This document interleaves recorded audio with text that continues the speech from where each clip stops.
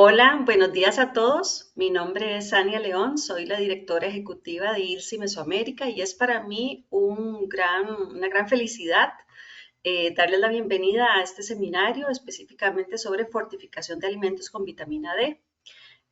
¿Cuáles son esas oportunidades desde la política pública, especialmente desde un país que es exitoso en estos temas, y la innovación tecnológica, cómo se utiliza la información científica para hacer innovación y desarrollo en... Ay, un momento, perdón, vamos a ver, denme un segundo porque parece que tenemos un problema con la presentación. Vamos a ver. Ahora sí la ven, chicas, ¿me pueden No, darla? Ok, regálenme sí, un sí la segundo. veíamos, Ania, pero no estaba en modo presentación. Entonces no sé si sería eso. Voy, perdón. Ahorita no la Gracias. vemos. Vamos a ver si podemos resolver. Les pido disculpas, pero estamos estrenando plataforma y nos da algunos problemas. Vamos a ver ahora. ¿Me confirman, porfa? Ahora sí. Listo. Gracias, muchas gracias. Bueno, entonces volvemos. Estas cuestiones de las tecnologías que nos ayudan tanto, pero que al mismo tiempo cada vez se vuelven más complejas. Así que, bueno, muchas gracias. De nuevo, la bienvenida. Esta es una actividad del Comité de Nutrición y Bienestar de ILSI Mesoamérica para toda Latinoamérica. Siempre hacemos una revisión de lo que es ILSI. Para los que no nos conocen, somos una organización no gubernamental sin fines de lucro que trabajamos en red, una red de científicos que de manera conjunta y en un ambiente neutral y del más alto nivel de integridad científica, pues tratamos de proveer la ciencia necesaria con el objetivo de impactar positivamente la salud pública, el bienestar y el desarrollo sostenible. Existimos prácticamente como organización, como federación en todo el planeta y eso nos permite también tener acceso a pues, expertos de todos los lugares, de todos los países y de diferentes ciencias y tecnologías. Y la característica que tenemos es que estamos conformados o siempre tratamos de reunir en todas las áreas de trabajo de ILSE expertos que vienen de la academia, la industria y los gobiernos. Por eso es tan importante el tema de esas políticas, esos principios de integridad científica que tenemos, porque estamos reuniendo personas de diferentes sectores bueno, si quieren conocer más sobre nosotros y sobre esos principios de integridad científica, pueden por supuesto visitar nuestra página web que aquí está anotada para que ustedes puedan revisarlos.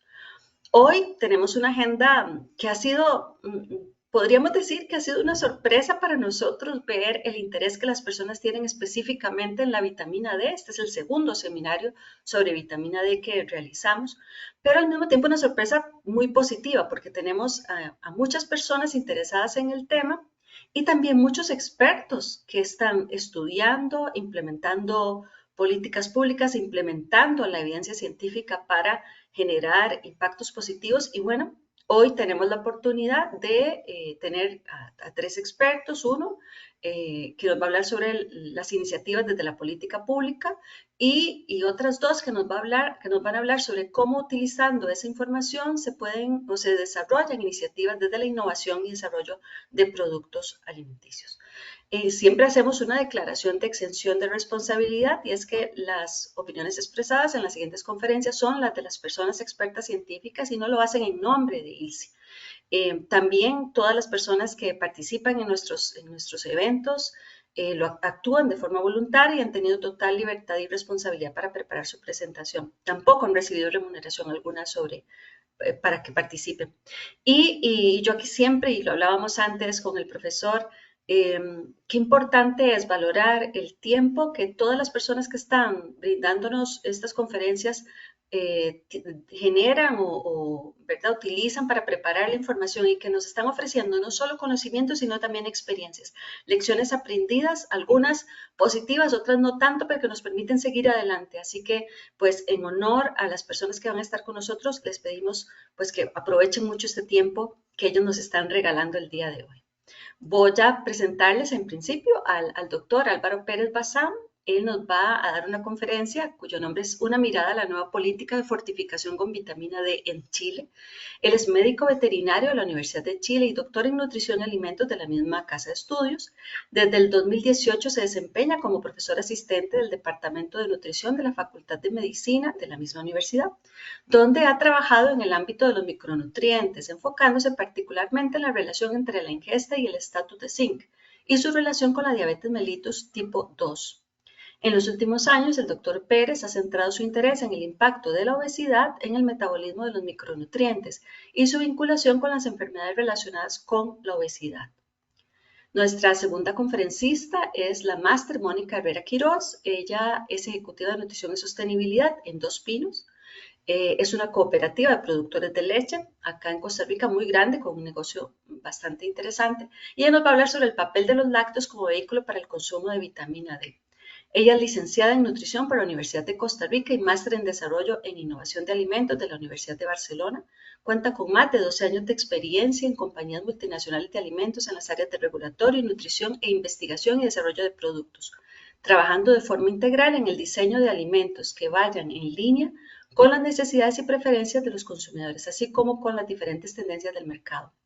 Cuenta con conocimientos complementarios en temas de calidad como controles preventivos y FSSC 22000 y certificada Six Sigma Green Belt. También vamos hoy a escuchar a la licenciada Claudia Krinigan. Ella es investigadora en salud y nutrición de la misma compañía. Nos va a hablar del papel de los lácteos como vehículo para el consumo de vitamina D. Ha trabajado en la industria de alimentos desde hace 4 años con experiencia en asuntos regulatorios e investigación en nutrición. Actualmente trabaja como investigadora en salud y nutrición, donde desempeña funciones de diseño saludable, proyectos de reformulación para la mejora nutricional del portafolio de alimentos, planes de fortificación, monitoreo de tendencias nutricionales y temas diversos en materia regulatoria.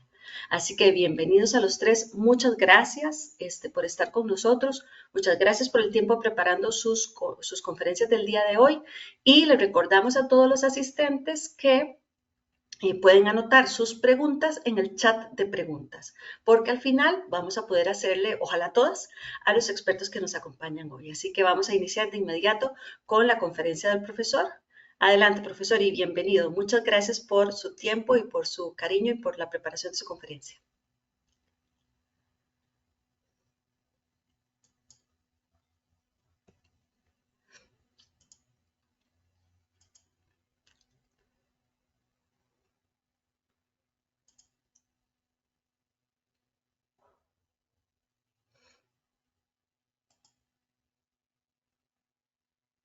Muchísimas gracias, perdón por la demora, dificultades con el manejo de la plataforma también. No sé si me escuchan bien. Sí, señor. Perfecto, muchas gracias. Voy a poner la presentación para poder verla yo. Ahora sí. Bueno, antes que todo, muchísimas gracias por la invitación. De verdad es un gusto poder contarles un poco de lo que estamos haciendo nosotros acá en Chile. El tema es muy interesante.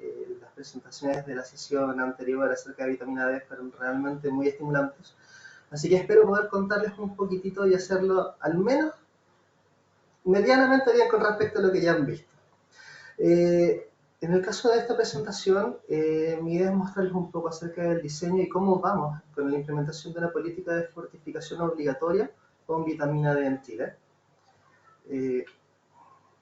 Lo primero que les quería mencionar, datos tremendamente interesantes, es que a nivel mundial se estima que más de la mitad de los preescolares y 2 de cada 3 mujeres en edad reproductiva presentan deficiencia de al menos un micronutriente. ¿Ya?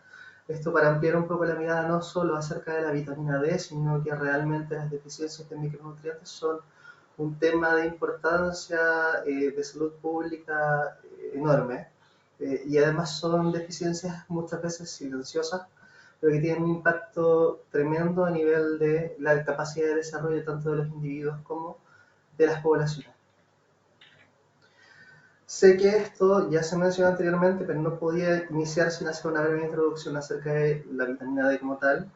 Mencionar rápidamente que hay dos tipos de vitamina D, la vitamina D3, que se sintetiza a partir del 7-hidrocolesterol, y la vitamina D2 que deriva del ergosterol.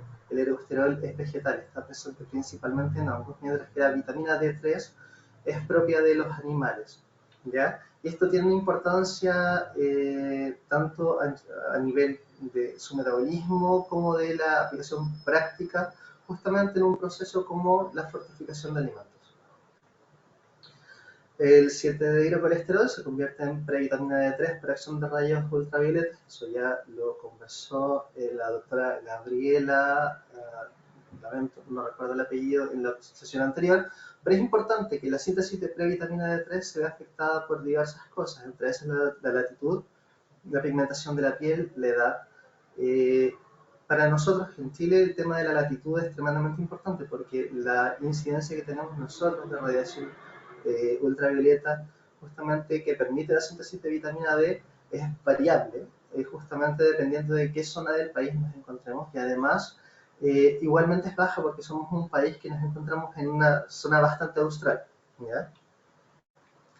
Y en los alimentos la vitamina D se encuentra de forma natural de manera bastante restringida, es propia de los alimentos de origen animal principalmente y por lo tanto a nivel de su consumo en vegetales su aporte podríamos decir que es muy pequeño considerando el consumo de hongos, ¿ya?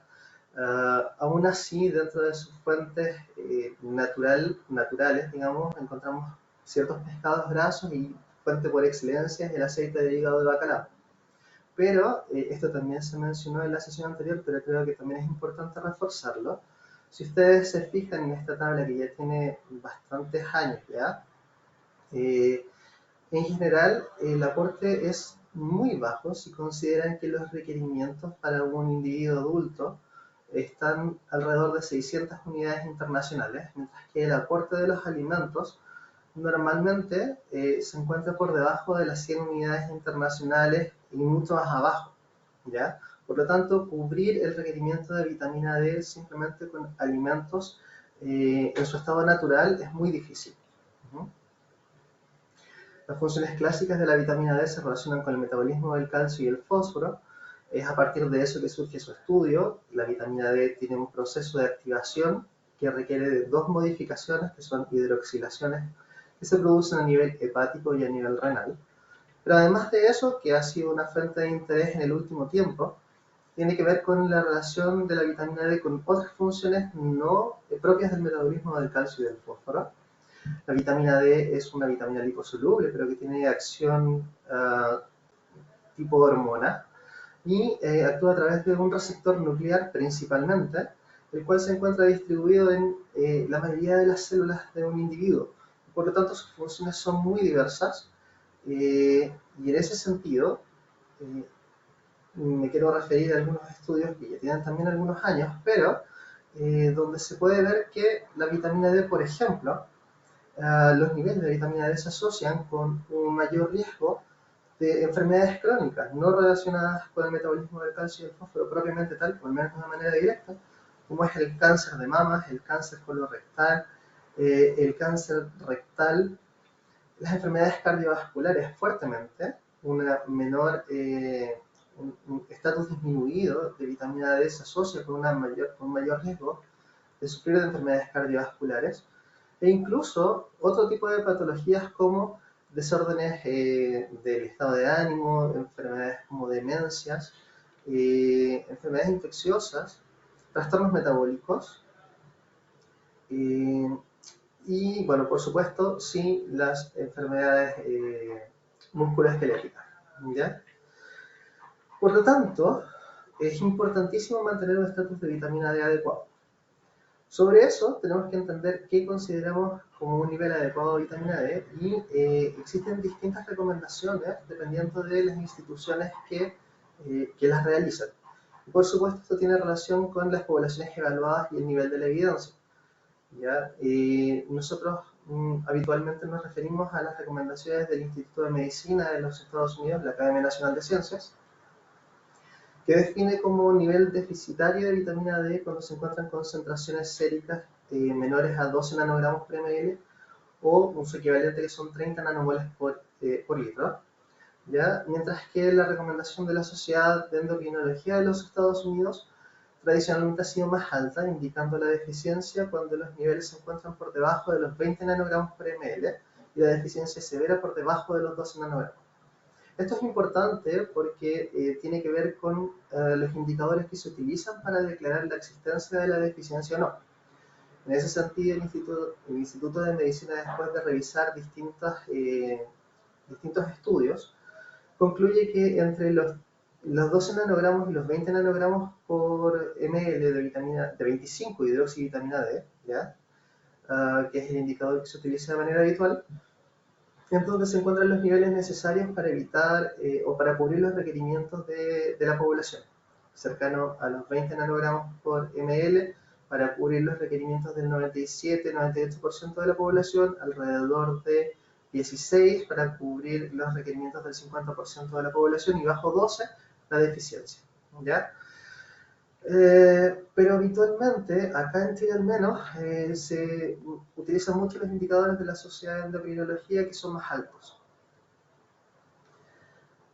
¿Qué pasa a nivel de estatus de vitamina D en la población? A nivel global, la información disponible es pequeña y además muchos de los estudios que informan acerca del estatus de vitamina D de la población son estudios que son restringidos tanto en su diseño como en su aplicación, por lo tanto son muestras pequeñas de la población que no necesariamente representan el comportamiento, digamos, representativo a nivel nacional.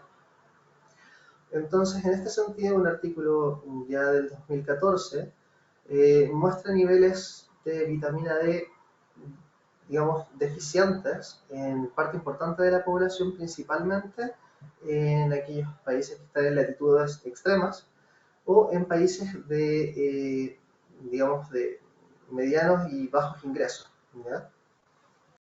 Lo más destacable de todo esto, a mi entender, es que si ustedes se fijan en el mapa, gran parte del mapa se encuentra en blanco, indicando que no existe información suficiente. Pero en aquellos lugares donde sí existe información, la mayor cantidad de información son de estudios individuales, no representativos, pero con niveles de deficiencia bastante altos. ¿Ya? Esto es en niños y esto es en adultos, donde sí se encuentra más información, pero nuevamente, gran parte del mapa está en blanco. ¿Qué sucede en Chile? Que es por lo cual estamos hablando de fortificación o de fortificar alimentos acá de manera obligatoria. Los antecedentes que tenemos parten con información de nuestra encuesta nacional de salud que fue realizada entre el año 2016 y el 2017. Se evaluó en mujeres en edad fértil los niveles de 25 hidroxivitamina D y también en adultos mayores, en personas mayores. Lo que ustedes pueden ver en estas gráficas es que más del 50% de las mujeres en edad fértil presentan niveles séricos de 25 hidroxivitamina D por debajo de los 20 nanogramos por ml, es decir, niveles de deficiencia. Y los niveles que llegan a deficiencias severas bajo los 12 nanogramos por ml nos encontramos en alrededor del 16 al 20%, ¿ya? Que son niveles muy elevados. ¿Por qué este punto de corte bajo 12 nanogramos por ml? Porque aquí se presenta un mayor riesgo de tener trastornos óseos asociados a un nivel deficitario de vitamina D y una pobre absorción de calcio.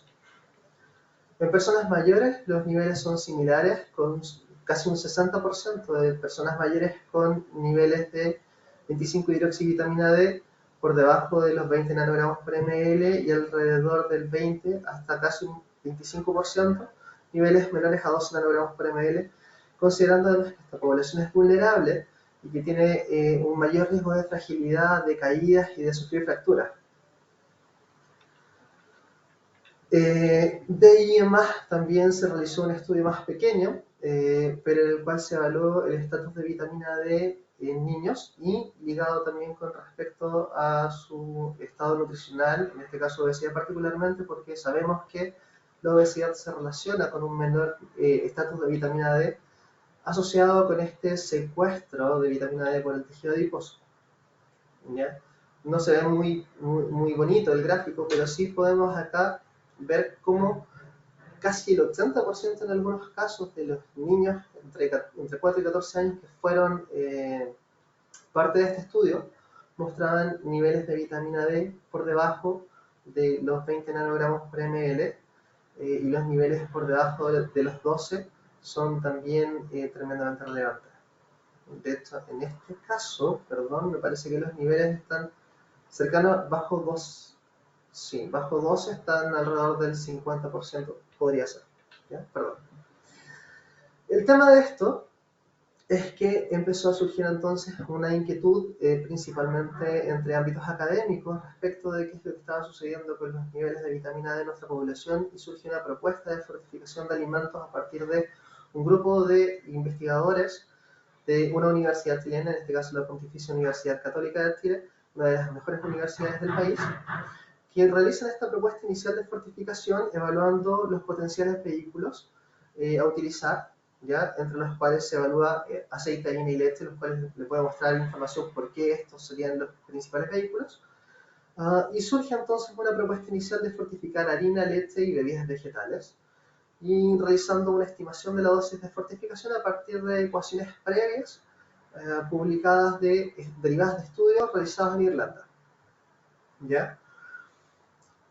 Una parte fundamental de la fortificación de alimentos consiste en la selección adecuada tanto del fortificante como del vehículo. Y en este sentido, nosotros debemos considerar las características de consumo de los alimentos potencialmente fortificables en relación tanto a la ingesta energética, a su patrón de consumo que sea continuo en el tiempo, no estacional, y que esté relacionado con el consumo energético de la población.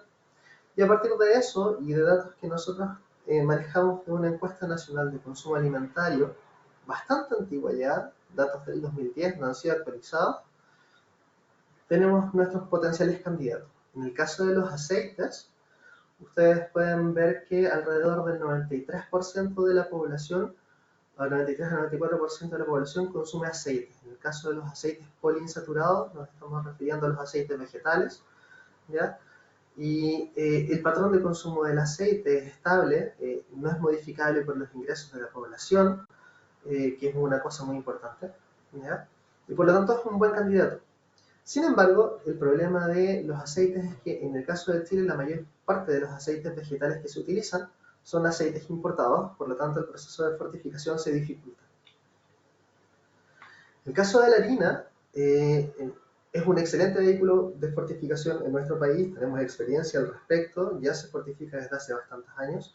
Como ustedes pueden ver, por ejemplo, el pan es un alimento que se consume casi en la totalidad de nuestra población, tampoco tiene un patrón de consumo estacional, es consumido por todos los segmentos socioeconómicos de nuestra población sin grandes variaciones, y por lo tanto podemos acceder a casi toda la población fortificando la harina, ¿ya?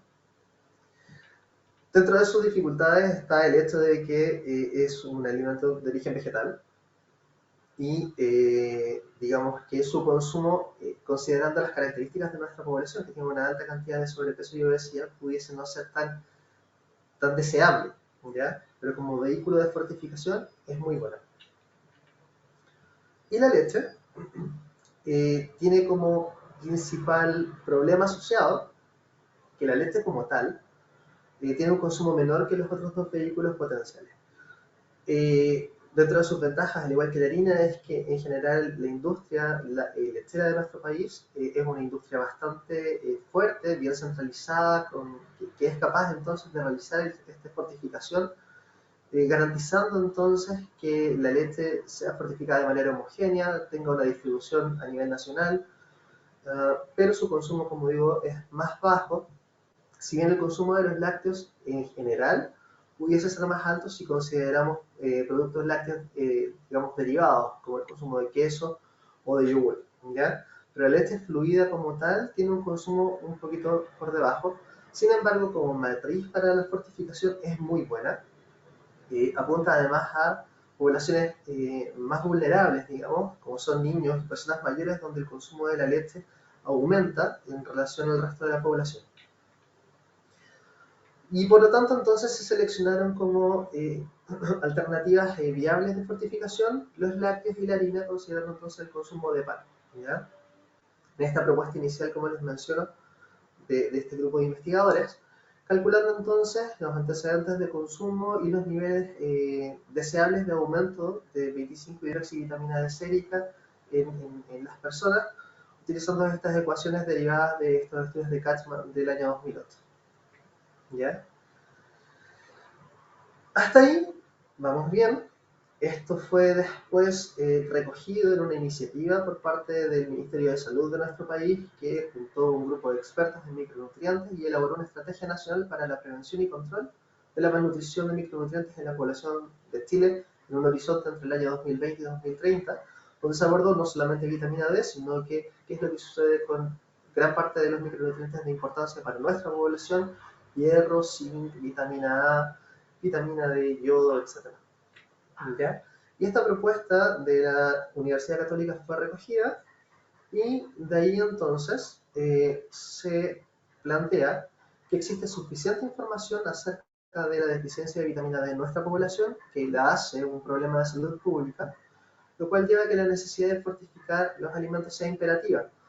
Y existen suficientes experiencias internacionales exitosas, seguras y costo efectivas que están dirigidas a la erradicación de la deficiencia severa de vitamina D y también a la disminución de frecuencias de fracturas óseas, y nuestra ingesta de vitamina D es insuficiente en la población.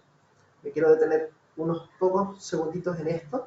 Si bien existen suficientes experiencias internacionales acerca de fortificación de vitamina D, la evidencia realmente está restringida a ciertos países. Encontramos en Norteamérica, Canadá, Estados Unidos, también la experiencia exitosa de Finlandia. Y de ahí, de hecho, se derivan justamente los alimentos que se fortifican o que se plantea fortificar en nuestra política de fortificación, que es la harina y la leche. Pero, aún así, no existe tanta evidencia acerca de estudios de efectividad de fortificación con vitamina D como uno quisiera. ¿Ya? Esto es importante. Lo otro es que la mayor parte de las experiencias de fortificación exitosas están dadas por lácteos, ¿ya? Mientras que la fortificación de la harina, si bien la encontramos en Estados Unidos, por ejemplo, es una fortificación que es voluntaria. No entra dentro de una política de fortificación obligatoria a nivel nacional, que es un dato que no es menor, que genera un desafío, digamos, en nuestra política de fortificación, que como aún no se implementa, es importante seguir en el tiempo. En todo caso, el objetivo de esta política de fortificación es poder aumentar la ingesta de vitamina D a sobre 400 unidades internacionales por día, que contribuiría a que más del 90% de las personas se encuentren libres de deficiencia severa de vitamina D, entendida como niveles por debajo de 12 nanogramos por ml.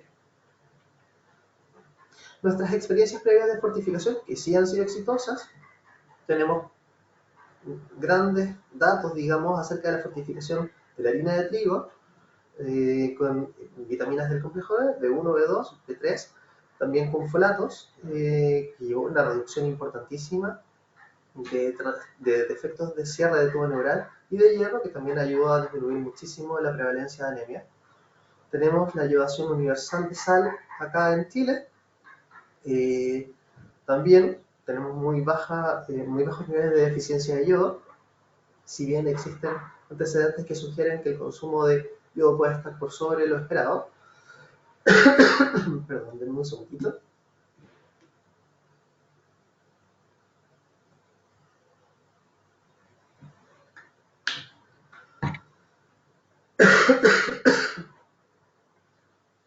Tenemos experiencias de fortificación de margarinas, vitamina A y ácido linoleico, y la fluoración del agua, que si bien no es nacional, se encuentra bien distribuida en nuestro territorio.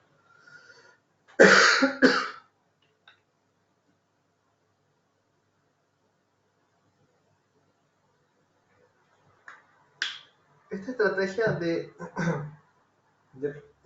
prevención de deficiencia de micronutrientes en Chile derivó finalmente en la promulgación de un decreto que viene a modificar nuestro reglamento sanitario de los alimentos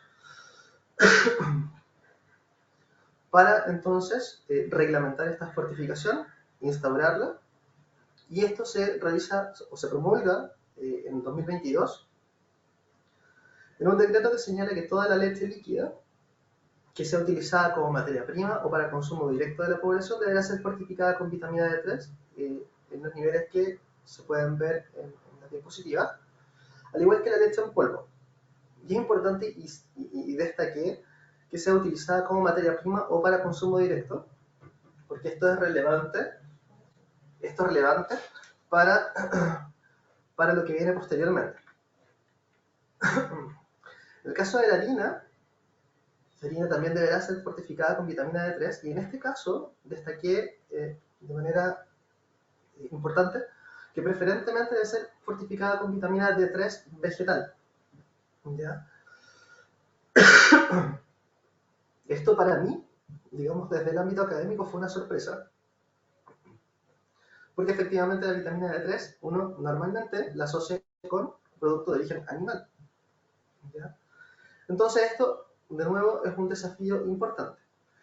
Cuando se utiliza vitamina D3 animal, el producto, en este caso la harina, debe comercializarse envasado de manera de advertir al consumidor que existe una fortificación con un producto de origen animal, considerando que la harina es de trigo. ¿Ya? Eso quedó establecido el año 2022 y debería haber empezado a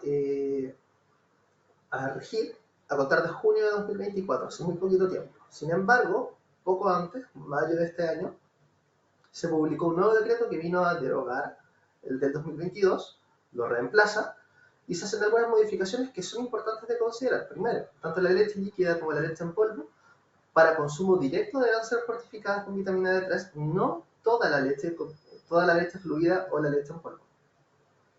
Si bien esto no necesariamente va a implicar en la práctica que se fortifique solo la leche para consumo directo, si pudiera hacerlo, lo cual deja todos los lácteos derivados como potenciales alimentos no fortificados, digamos.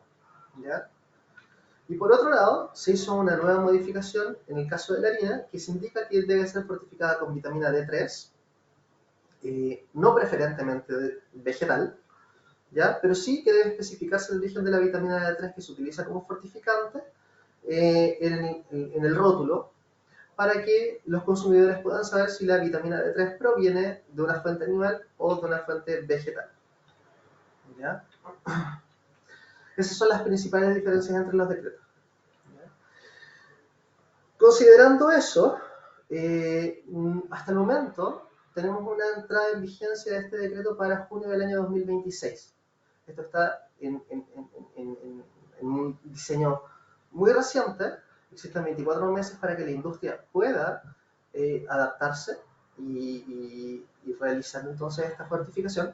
Toda la fortificación será evaluada técnicamente en los productos, en las plantas elaboradoras y procesadoras de leche y en los molinos, ¿ya? Para verificar efectivamente que las concentraciones alcanzadas de vitamina D sean las establecidas. Y hasta el momento no existe una planificación acerca de cómo se va a realizar la evaluación en la población, principalmente tomando en cuenta que Chile es un país que carece de datos y que la mayor parte de los datos son tomados esporádicamente, no con una política sistemática, lo cual genera desafíos importantes para conocer efectivamente la calidad de la política. ¿Ya? Eso es lo que les quería mencionar rápidamente, dejando algunas otras cosas en el tintero que son súper relevantes, que ojalá salgan en las preguntas, pero no me da el tiempo y a las demás panelistas. Lamentablemente voy a tener que dejarlo hasta aquí. Así que eso, espero haber entregado la información suficiente, por lo menos para generar alguna inquietud a la audiencia. Muchísimas gracias por la posibilidad y el tiempo. No, muchas gracias a usted, profesor Pérez. Me parece que es muy importante esto que usted indica al final y es que en estos grupos o en estos eventos estamos sembrando las semillitas para que la gente siga revisando la información, busque más, aprendamos más en esta colaboración latinoamericana, que es un poco lo que también estamos haciendo el día de hoy.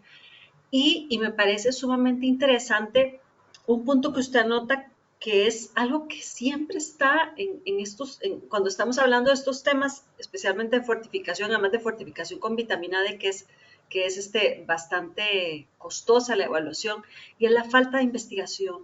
Necesitamos mucho más datos generados realmente en nuestros países para poder fortalecer todo el sistema, ¿verdad? Entonces, ahí lo vamos a poner, como dice usted, en el tintero para seguir adelante con la presentación que nos va a hacer Claudia en este momento, pero vamos a ponerlo ahí. Creo que es algo que podemos seguir y que tenemos que seguir adelante. Un aplauso virtual para usted.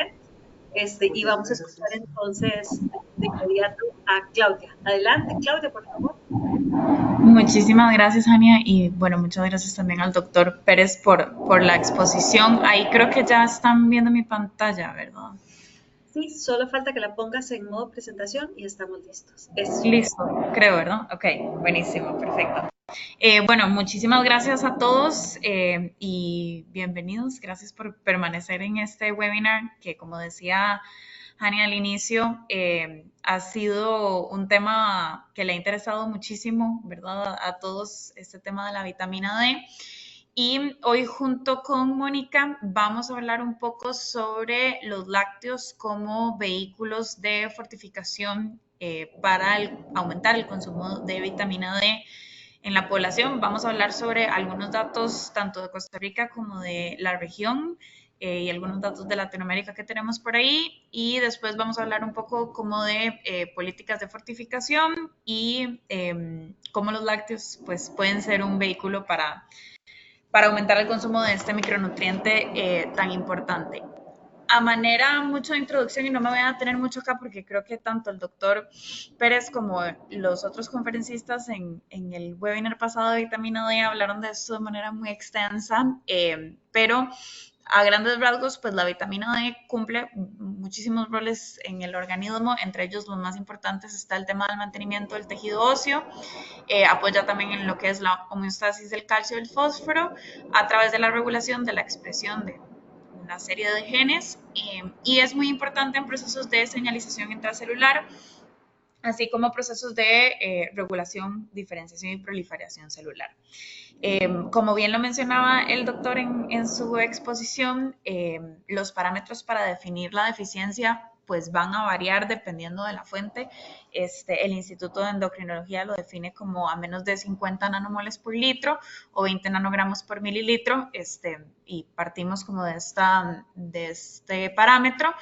Y ese consumo insuficiente o esa deficiencia puede causar diferentes afectaciones en el organismo, las más tal vez serias viene siendo el raquitismo en niños y la osteomalacia en adultos, pero también este consumo inadecuado, consumo insuficiente, de vitamina D se ha relacionado a un aumento de diferentes factores de riesgo e enfermedades crónicas no transmisibles como la obesidad, la enfermedad cardiovascular, la diabetes tipo 2, la hipertensión y diversos otros desórdenes inflamatorios y otras patologías que se han asociado pues a este consumo insuficiente. También además se ha visto en algunos estudios una relación inversa entre los niveles séricos de vitamina D y valores anormales de triglicéridos y colesterol en niños y adolescentes.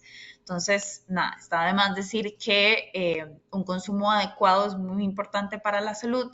Sin embargo, ese no es el caso ni de Centroamérica, ni de Latinoamérica, ni de muchos países en el mundo, como lo mencionaba el doctor en el mapa que mostró hace unos minutos.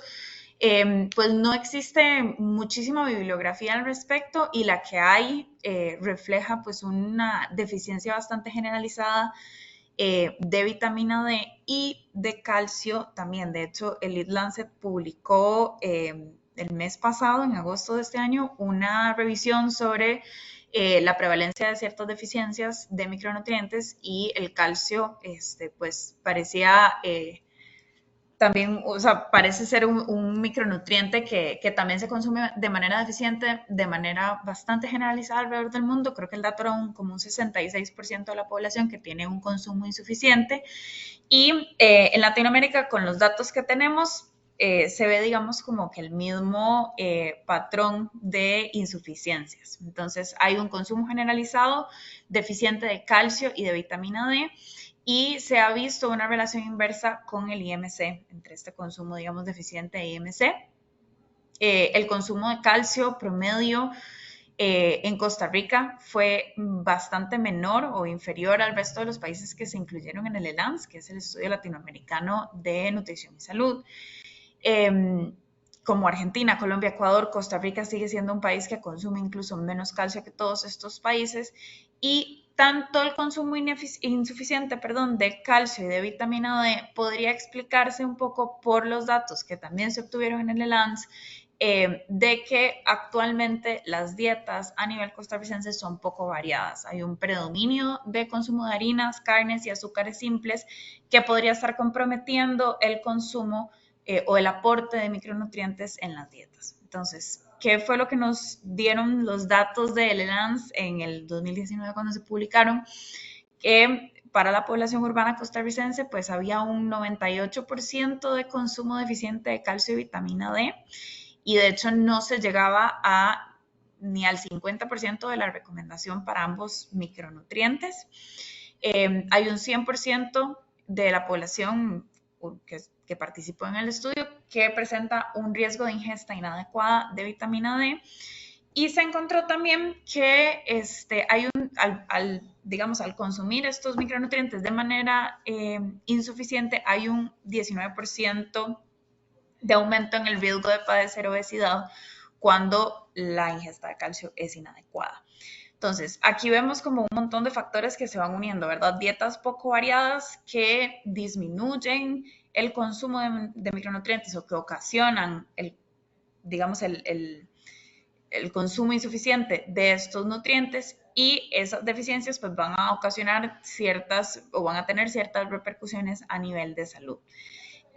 Quisimos traer este tema de calcio y vitamina D como juntos por un tema que estamos hablando de los lácteos como un vehículo para esta fortificación.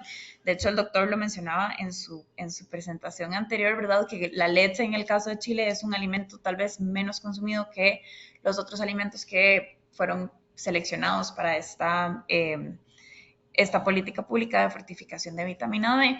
Y a partir de estos datos que pues reflejan un consumo de lácteos bastante insuficiente, aquí ven el promedio para Costa Rica es un cuarto de vaso de leche al día, media rebanada de queso y solo 4 gramos de yogurts, que es un consumo bastante bajo. Se podría propiciar, digamos, a raíz o a través de políticas de fortificación el consumo de lácteos que funcionen como una fuente de calcio y de vitamina D, 2 micronutrientes que pues ya vimos que están bastante bajos o que tienen un consumo insuficiente en la población. Esto además está alineado muchísimo a los mensajes de las guías alimentarias basadas en sistemas alimentarios. La última en Costa Rica se publicó en el 2022 y el mensaje que da con respecto a los lácteos es el de consumirlos diariamente. Las guías dan una serie de mensajes claves con respecto a este grupo de alimentos y los promocionan a partir de ser fuentes de proteína, de calcio, de vitamina D, de que tienen un impacto en la salud ósea y en la salud muscular, y también mencionan el tema del consumo de lácteos fermentados o yogurts, que podría presentar ciertos beneficios a nivel de la salud digestiva, la salud cardiovascular y la disminución del riesgo de diabetes. Entonces, a pesar de que existen estos mensajes, digamos, en las guías alimentarias, este consumo pues no está no se está traduciendo en un consumo real de la población a este grupo de alimentos.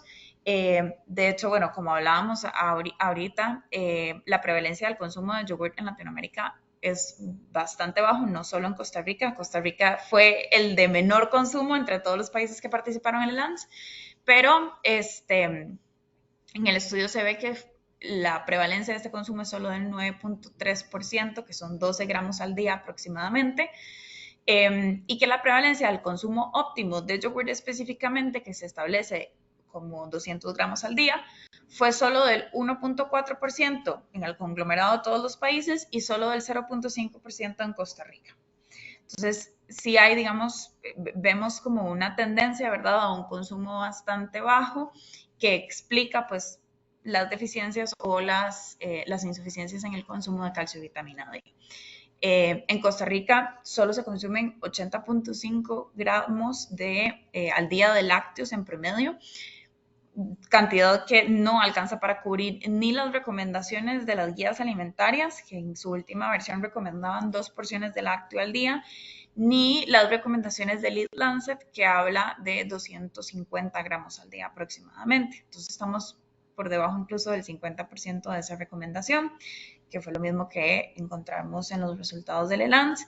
Y en Costa Rica, bueno, como les decía antes, solo 4.4 gramos al día de yogur y 60 de leche es aproximadamente lo que se va consumiendo. Entonces, estas dos, digamos, estos dos micronutrientes que pueden encontrarse en un grupo como los lácteos o una matriz como la de los lácteos, podría, digamos, subsanarse al aumentar el consumo, pues, de este grupo de alimentos. Entonces, ahora vamos a hablar un poco de los lácteos per se como vehículo para la fortificación y cómo la fortificación, pues, a su vez ayuda, ¿verdad?, a subsanar estas deficiencias en la población, y de dónde viene un poco como la teoría de estas políticas de fortificación. La OMC publicó un technical brief en el 2022 que hablaba sobre herramientas para la transformación de los sistemas alimentarios, en el que mencionaban la fortificación de alimentos básicos mediante la adición de vitaminas y minerales como una estrategia, ¿verdad?, para combatir estas inequidades a nivel de alimentación. También se plantearon, pues, 3 estrategias potenciales para abordar la ingesta deficiente de micronutrientes como un punto clave. Y la segunda de estas estrategias era la fortificación, que no es, o sea, no, es usualmente la más costo efectiva y que puede tener el impacto más amplio y sostenible en comparación, por ejemplo, a la suplementación o aumentar la diversidad de la dieta, porque esto llevaría un cambio muchísimo más profundo en las conductas alimentarias y en muchísimos otros factores que influyen en la toma de decisiones a la hora de escoger alimentos. Entonces, la fortificación se ve como la herramienta pues, de mayor impacto, la más sostenible y la más costo efectiva. Una revisión de estudios que ha evaluado diferentes políticas de fortificación ha encontrado que estas políticas de fortificación con vitamina D en productos lácteos líquidos, es decir, como leche fluida o otros derivados lácteos, puede contribuir a la ingesta de vitamina D entre un 28 y un 63%. Sin embargo, el impacto a nivel poblacional va a depender de si esta fortificación es sistemática y si está basada en políticas. Es decir, que si hablamos de políticas públicas de carácter obligatorio, este impacto en la ingesta de vitamina D va a ser muchísimo mayor a si únicamente estamos hablando de, por ejemplo, estrategias voluntarias o iniciativas voluntarias de la industria de alimentos, por ejemplo, a fortificar sus productos. Los países en los que se ha visto una mayor contribución, digamos, de estas políticas de fortificación ha sido Canadá, India, Finlandia y Estados Unidos, y Chile, bueno, recientemente que implementó esta política o que está en vías de implementarla. Y Suecia y Noruega son casos un poco particulares porque a pesar de que sí tienen políticas públicas en materia de fortificación de vitamina D, estas políticas no incluyen la leche fluida, por ejemplo, sino que únicamente incluyen algunos otros derivados lácteos, por lo que el impacto se ha visto que no es tan amplio como en otros países como Finlandia, que ahorita vamos a ver el caso de Finlandia particularmente, que se hizo ya hace tiempo y bueno, que es bastante interesante. Y bueno, no está de más decir que estas políticas públicas en materia de fortificación no deberían restringirse únicamente al caso de la leche, por ejemplo. También aquí podemos hablar de muchos otros productos que son derivados lácteos, como yogurts, mantequillas, cremas untables, etcétera, que podrían contribuir de igual forma al consumo de vitamina D, de calcio y de otros micronutrientes si fuera el caso. Como les comentaba, la fortificación como estrategia, en los modelos teóricos se ha sugerido que la fortificación con vitamina D no plantearía un riesgo de consumo excesivo y que pues esta es ideal cuando dicha fortificación es sistemática, porque no solamente se garantiza que la adición del nutriente esté controlada, sino que también pues se regulan temas como buenas prácticas, dosificaciones establecidas, se puede hacer una selección más puntual de cuáles van a ser los alimentos que se van a utilizar como vehículos para la fortificación, y que todo esto en conjunto podría contribuir a la salud de la población. Entonces, se propicia esta fortificación como una estrategia sistemática y a nivel de política pública, porque de esa forma, primero se garantiza que no se agreguen cantidades excesivas de vitaminas al suministro de alimentos en general, y segundo, porque permite restringir la variedad de los alimentos que pueden ser fortificados. Esto es más que todo, o se ha visto que es más que todo para evitar promover consumo de alimentos poco saludables, utilizando, digamos, la fortificación como un plus, pero que no necesariamente son alimentos que van a contribuir de manera positiva a la dieta general de la población. La elección del vehículo alimentario y la forma de la vitamina D, como hablaba el doctor antes en su presentación, puede permitir dirigirse a grupos de consumidores muy particulares, y de hecho hay como una lista de cosas que las revisiones y los modelos teóricos plantean que son importantes a la hora de establecer políticas públicas en materia de fortificación de alimentos. Primero está el tema de la aceptabilidad y preferencia del consumidor. Aquí hay que tomar aspectos incluso culturales en cuenta, ¿verdad? No vamos a fortificar, o no se podría plantear una política pública que fortifique alimentos que son muy poco consumidos y que además no se quiera promover su consumo, y que además tal vez no sean aceptados culturalmente por el paladar de la población. Luego hay temas más tecnológicos, por decirlo así, en temas de vida útil, de la estabilidad del enriquecimiento, perdón, si la matriz alimentaria debe pasar por diferentes tratamientos térmicos, cómo se comporta la matriz, la estabilidad, digamos, de la vitamina en dicha matriz o posterior a dichos tratamientos térmicos o físicos. También está la salubridad del vehículo alimentario, que era esto que hablábamos de pues intentar utilizar la fortificación también como una estrategia para promover alimentos que sean saludables. Y por eso hablamos el día de hoy de los lácteos, no solo por un tema de salud, sino también por un tema ligado a la promoción del consumo de calcio, que ya vimos que está deficiente en la población, y el costo del enriquecimiento, perdón, porque usualmente, ya sea que estas políticas o iniciativas de fortificación sean voluntarias o sean obligatorias, la industria va a absorber pues el costo de dicho enriquecimiento, y lo ideal sería que esto no encarezca los productos a los consumidores, sino que pueda ser subsanado, digamos, por la misma industria. Ya para ir cerrando un poco, y ahora le voy a dar la palabra a Mónica para que les cuente un poco sobre nuestro caso particular de la fortificación de vitamina D. Sí quería contarles un poco sobre los impactos de las políticas de fortificación. Vamos a hablar del caso específico de Finlandia, que les mencionaba anteriormente, por ser uno de los países con una política pública de fortificación de vitamina D más antigua. En el 2003, bueno, desde los años 50 en Finlandia hubo un aumento, digamos, en el caso de raquitismo en niños. Se le debe principalmente al tema de los inviernos tan largos y las horas de oscuridad que hay en Finlandia. Había un nivel bastante alto, una prevalencia bastante alta de casos de raquitismo en niños, por lo que se iniciaron esto empezó como un programa más que todo de suplementación de vitamina D para niños, hasta que se logró controlar el tema de los casos de raquitismo. Pero en el 2003 se implementó una fortificación sistemática con vitamina D en productos lácteos líquidos. Aquí incluimos, digamos, la leche fluida y cremas para untar, como margarinas, mantequillas y otro tipo de cremas que se consumían.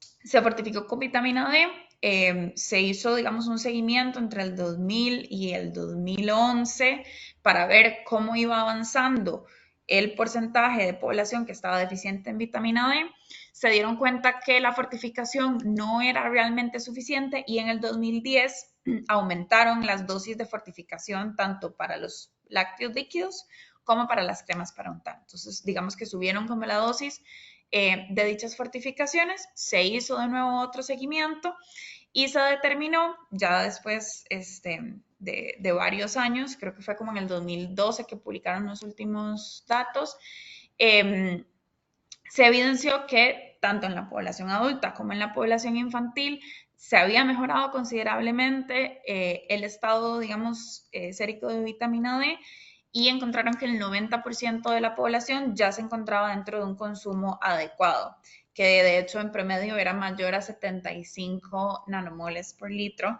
que se considera pues un consumo bastante adecuado de vitamina D. Y ya básicamente que la población, digamos, no está deficiente, pasaron como de un tercio de la población que consumía una cantidad adecuada de vitamina D al 90%, gracias a las políticas de fortificación que realizaron utilizando lácteos como vehículo.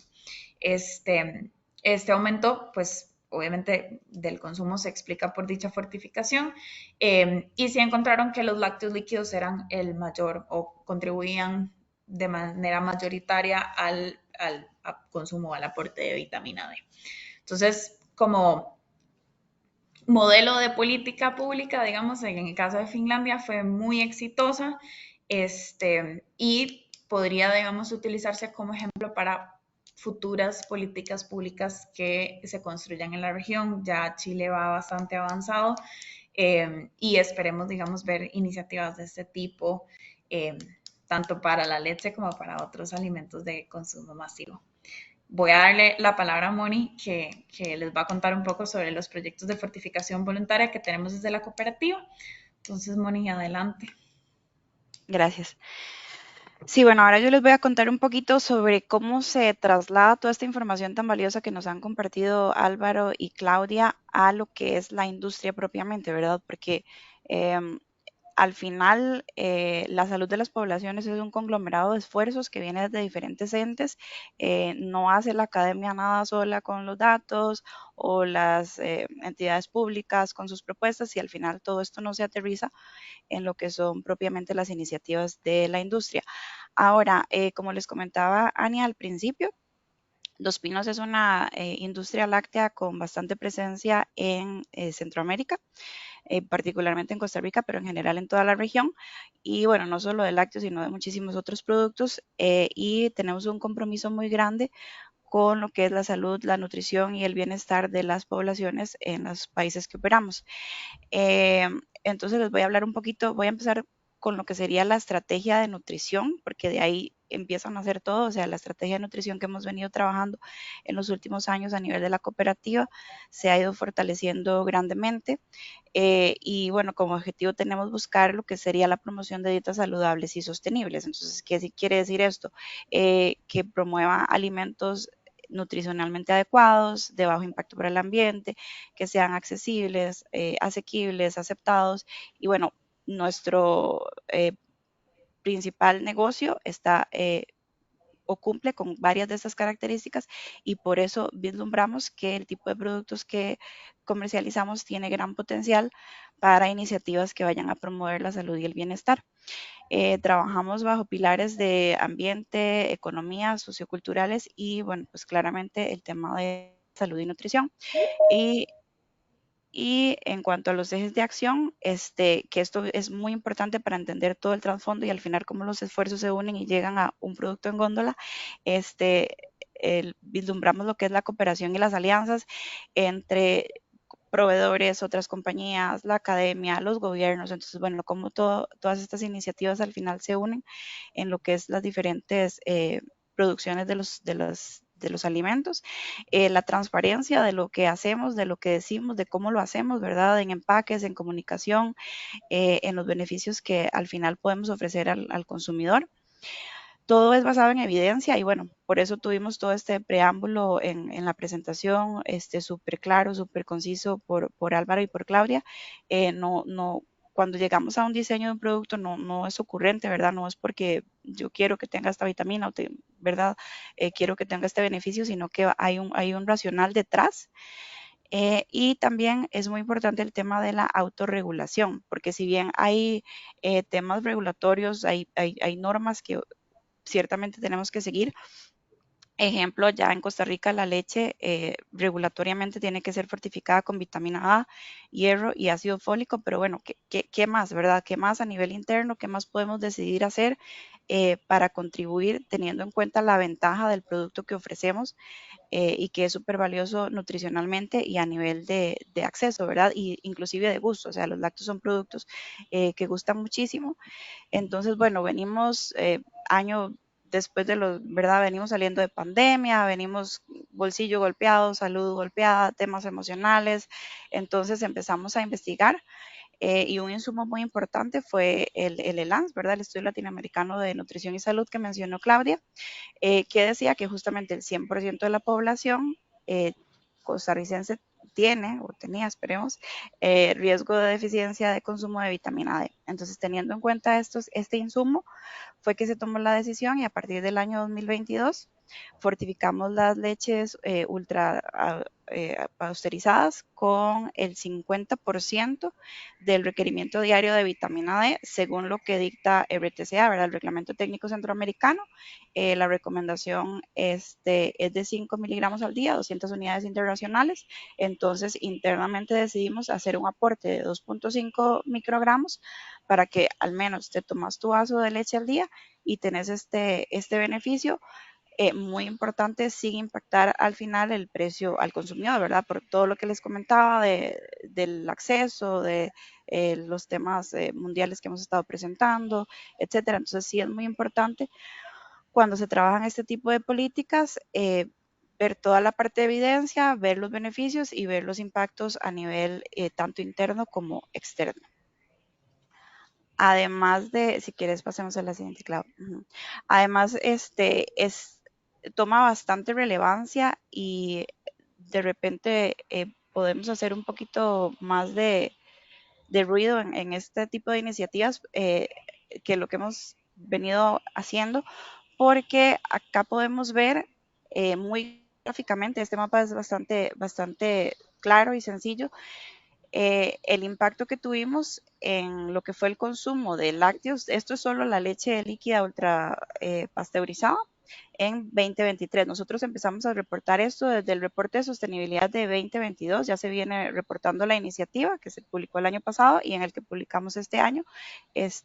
También vamos haciendo mención y aquí, muy importante, por ejemplo, ok, ¿cómo llegó esto a la población? ¿Cómo se beneficiaron, verdad? Entonces, en 2023 se consumieron más de 600 millones, más de 400 millones de vasos de leche líquida con este beneficio del 50% de la dosis de vitamina D. Particularmente, pues sí, en Costa Rica el consumo es altísimo, pero fueron más de 600,000 vasos por día que la población consumió y al final sumamos y sumamos y sumamos y tenemos más de 400 millones de vasos de consumo de vitamina D y como decía, ¿verdad, Claudia? También calcio y otros micronutrientes y macronutrientes que al final vienen a sumar dentro de este bienestar y dentro de estas necesidades que la población tiene eh, para evitar todos los temas de salud relacionados con vitamina D, que si bien del 80 al 90% yo podría obtenerla con la radiación, pues eso en la realidad no pasa y como ya se ha mencionado ampliamente, las fuentes de alimentos son bastante restringidas, entonces bueno, acá tenemos un vehículo bastante sencillo, accesible, socialmente bastante aceptado, que podemos aprovechar para, en nuestro caso, voluntariamente ofrecer este beneficio de salud a la población. Tenemos otros productos. Pásame a la siguiente, por favor. Ajá. Que hemos trabajado con fortificaciones voluntarias bajo el racional de estrategias preventivas, ¿verdad? Costo efectivas, de gran alcance y pensando también en las poblaciones de riesgo. Un ejemplo que son se mencionaba, ¿verdad?, sobre infancia, adulto mayor. Bueno, en este caso, a nivel de lo que serían, por ejemplo, leches saborizadas y yogur infantil, acá también, entonces, bueno, no solo leche fluida o leche en polvo, ¿verdad? Podemos trabajarla, sino que tenemos lo que serían las leches saborizadas, los yogures, y bueno, ahí seguimos explorando lo que son las oportunidades y ver cómo cada vez podemos ir sacando más provecho de este tipo de beneficios y del alcance que podemos tener en el consumidor. Y pasemos a la siguiente. Ok, hemos hablado mucho de beneficios, impactos positivos, cómo favorece, etcétera. Y hay otra cara de la moneda que de repente desde la parte de la industria, ¿verdad? De lo que es el desarrollo de alimentos propiamente, desde que empezamos a diseñar un producto, viene a de repente hacer como ese reto, ¿verdad? Como esa milla extra que tenemos que dar para revisar cómo lo vamos a lograr, ¿verdad? Porque sí, la evidencia dice esto y de repente bajamos las iniciativas, pero hay que lograr plasmarla en un producto en góndola. Entonces, bueno, las dividimos desde dos áreas, desde el tema de regulación y que eso también lo estuvo comentando Álvaro, dependiendo de la fuente o de la referencia que dicte la recomendación, así puede variar cuánto es lo que yo tengo que consumir por día de vitamina D e inclusive a lo largo de la vida, pues eso va cambiando. O sea, cuando bebés tienen un requerimiento, adulto mayor, ahí va cambiando a lo largo de la vida. Entonces, bueno, eso de repente podría ser una barrera o así lo identificamos en varias información que revisamos para lo que serían las políticas de fortificación voluntaria dentro de la industria, pues no se puede tener siempre esta claridad, pero bueno, ahí es un tema que se resuelve con la evidencia. Y también no solo para la vitamina D, sino en general el uso de ingredientes o de aditivos, micronutrientes ampliamente, ahorita está siendo un poco cuestionado por el consumidor qué tan larga es mi lista de ingredientes, ¿verdad? O qué tanto veo yo en esa línea. Entonces, hay que tomar en consideración, ¿verdad? ¿Qué voy a agregar? ¿Cómo lo voy a agregar? Y bueno, al final el beneficio que me va a dar versus lo que pueda impactar en una etiqueta. Y desde la parte tecnológica, ahí también tenemos bastantes situaciones que considerar, porque bueno, por ejemplo, en este caso particular, la directriz vino muy impulsada por el área de nutrición de la cooperativa, pero siempre se trabaja muy en conjunto con la parte de los desarrolladores, el mercadeo, ¿verdad? Al final, todo suma dentro de los esfuerzos que tenemos que considerar. Entonces, bueno, ok, si decimos, yo le quiero poner vitamina D, ¿es estable, no es estable? ¿Qué forma voy a usar? ¿En qué producto se puede incorporar? La matriz, ¿es flexible, no es flexible? ¿Voy a poder incorporar de forma homogénea el micronutriente o no? ¿Se va a ver impactado por temperatura, por tiempo, por pH? La vitamina D es particularmente sensible a oxidación, esfuerzos mecánicos. Entonces, bueno, todo esto va a sumar. Igual dentro de la matriz, el tema de la proporción de agua o si lo queremos ver desde el otro lado, de la proporción de grasa, también viene a sumar en el sentido de que, bueno, recordemos que la vitamina D es una vitamina liposoluble, entonces de repente en un lácteo entero o semidescremado no tenemos tanto tema, pero en un lácteo descremado, bueno, ahí el reto aumenta, ¿verdad? Entonces ahí le ponemos ahí un poquito más de trabajo a los compañeros de desarrollo.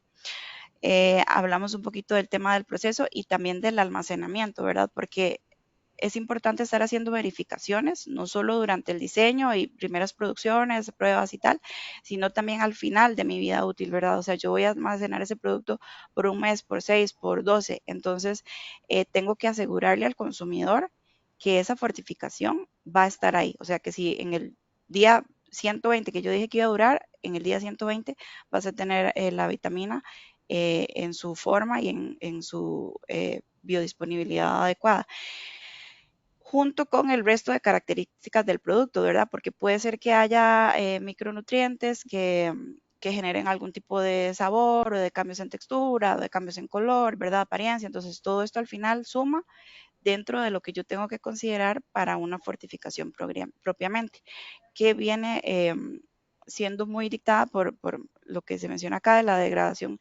físico-química y qué tan estable voy a tener yo ese compuesto, que sí, dentro de lo que hablábamos de 2 y de 3, nosotros usamos la forma de 3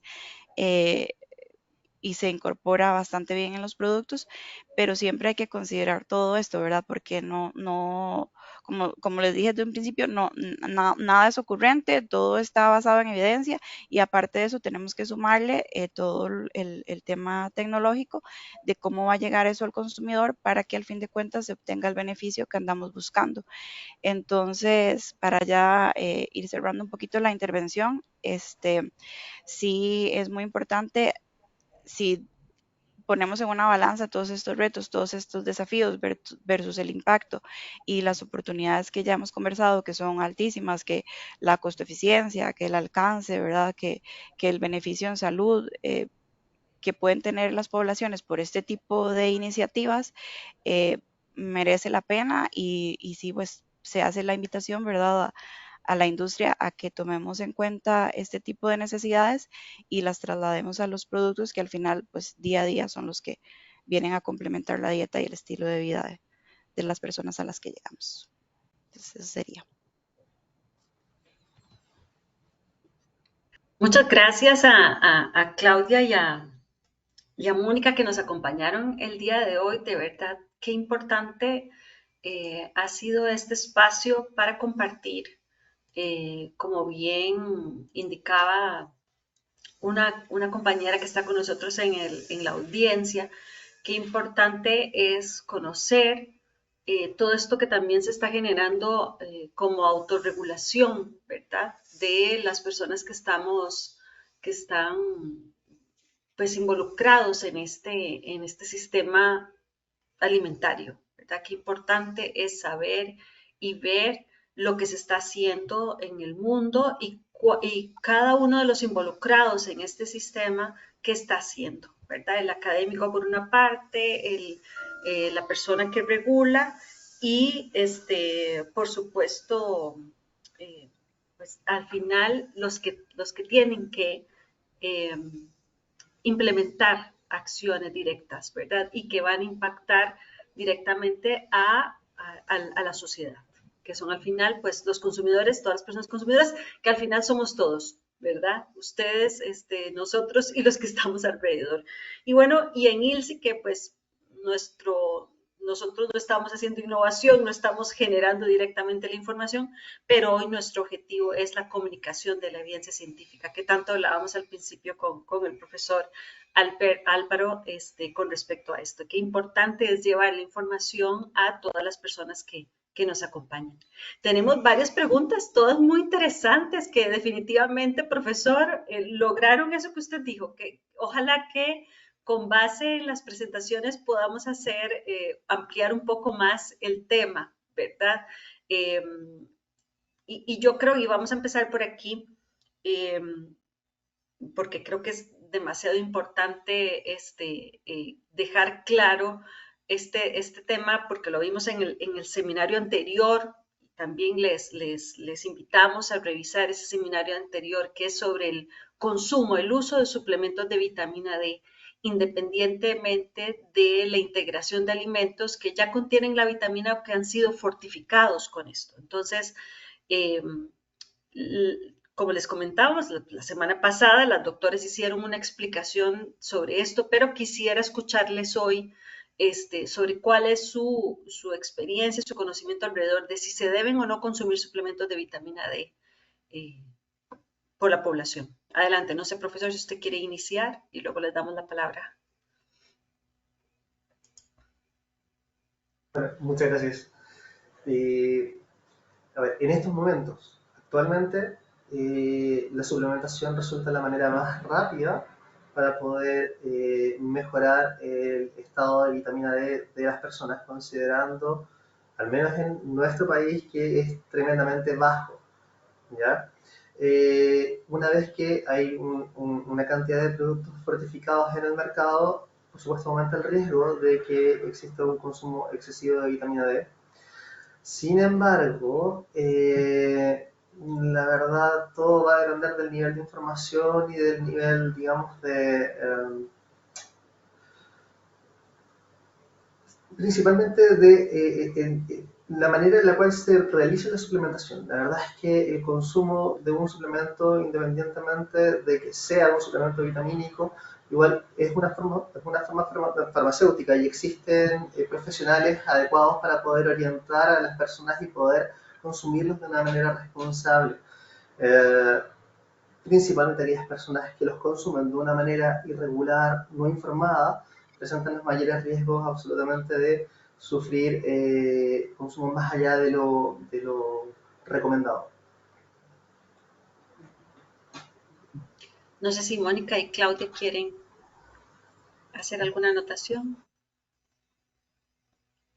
Sí, no, bueno, yo concuerdo con Álvaro en el sentido de que, o sea, como en todo en nutrición, ¿verdad? Debería ser guiado por algún profesional porque va a depender de muchas cosas, ¿verdad? Entonces, de consumo, de estilo de vida, de qué tipo de fuentes, etcétera. Entonces, sí, es una recomendación que se puede considerar, pero ya va a ser, pues, va a ser personalizada para cada caso.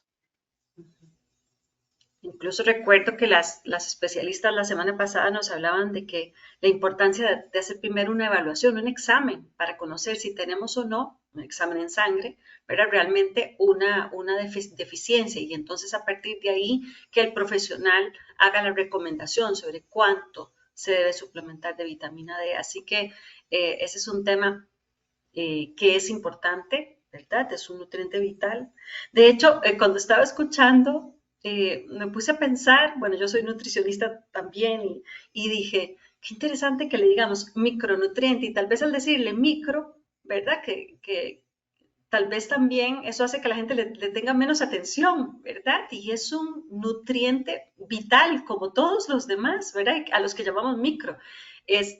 Pero bueno, yo creo que lo que estamos haciendo hoy es poniendo en valor esa necesidad que hay de aprender más sobre él y de ponerle mucho más atención. Hay otra pregunta por parte de Fabiola para el profesor Álvaro y dice, gracias por la valiosa información que nos comparte. ¿Qué sucede del ámbito regulatorio con los productos procedentes de Estados Unidos, donde la fortificación no es obligatoria y que son enviados a Chile? ¿Usted sabe qué pasa con eso?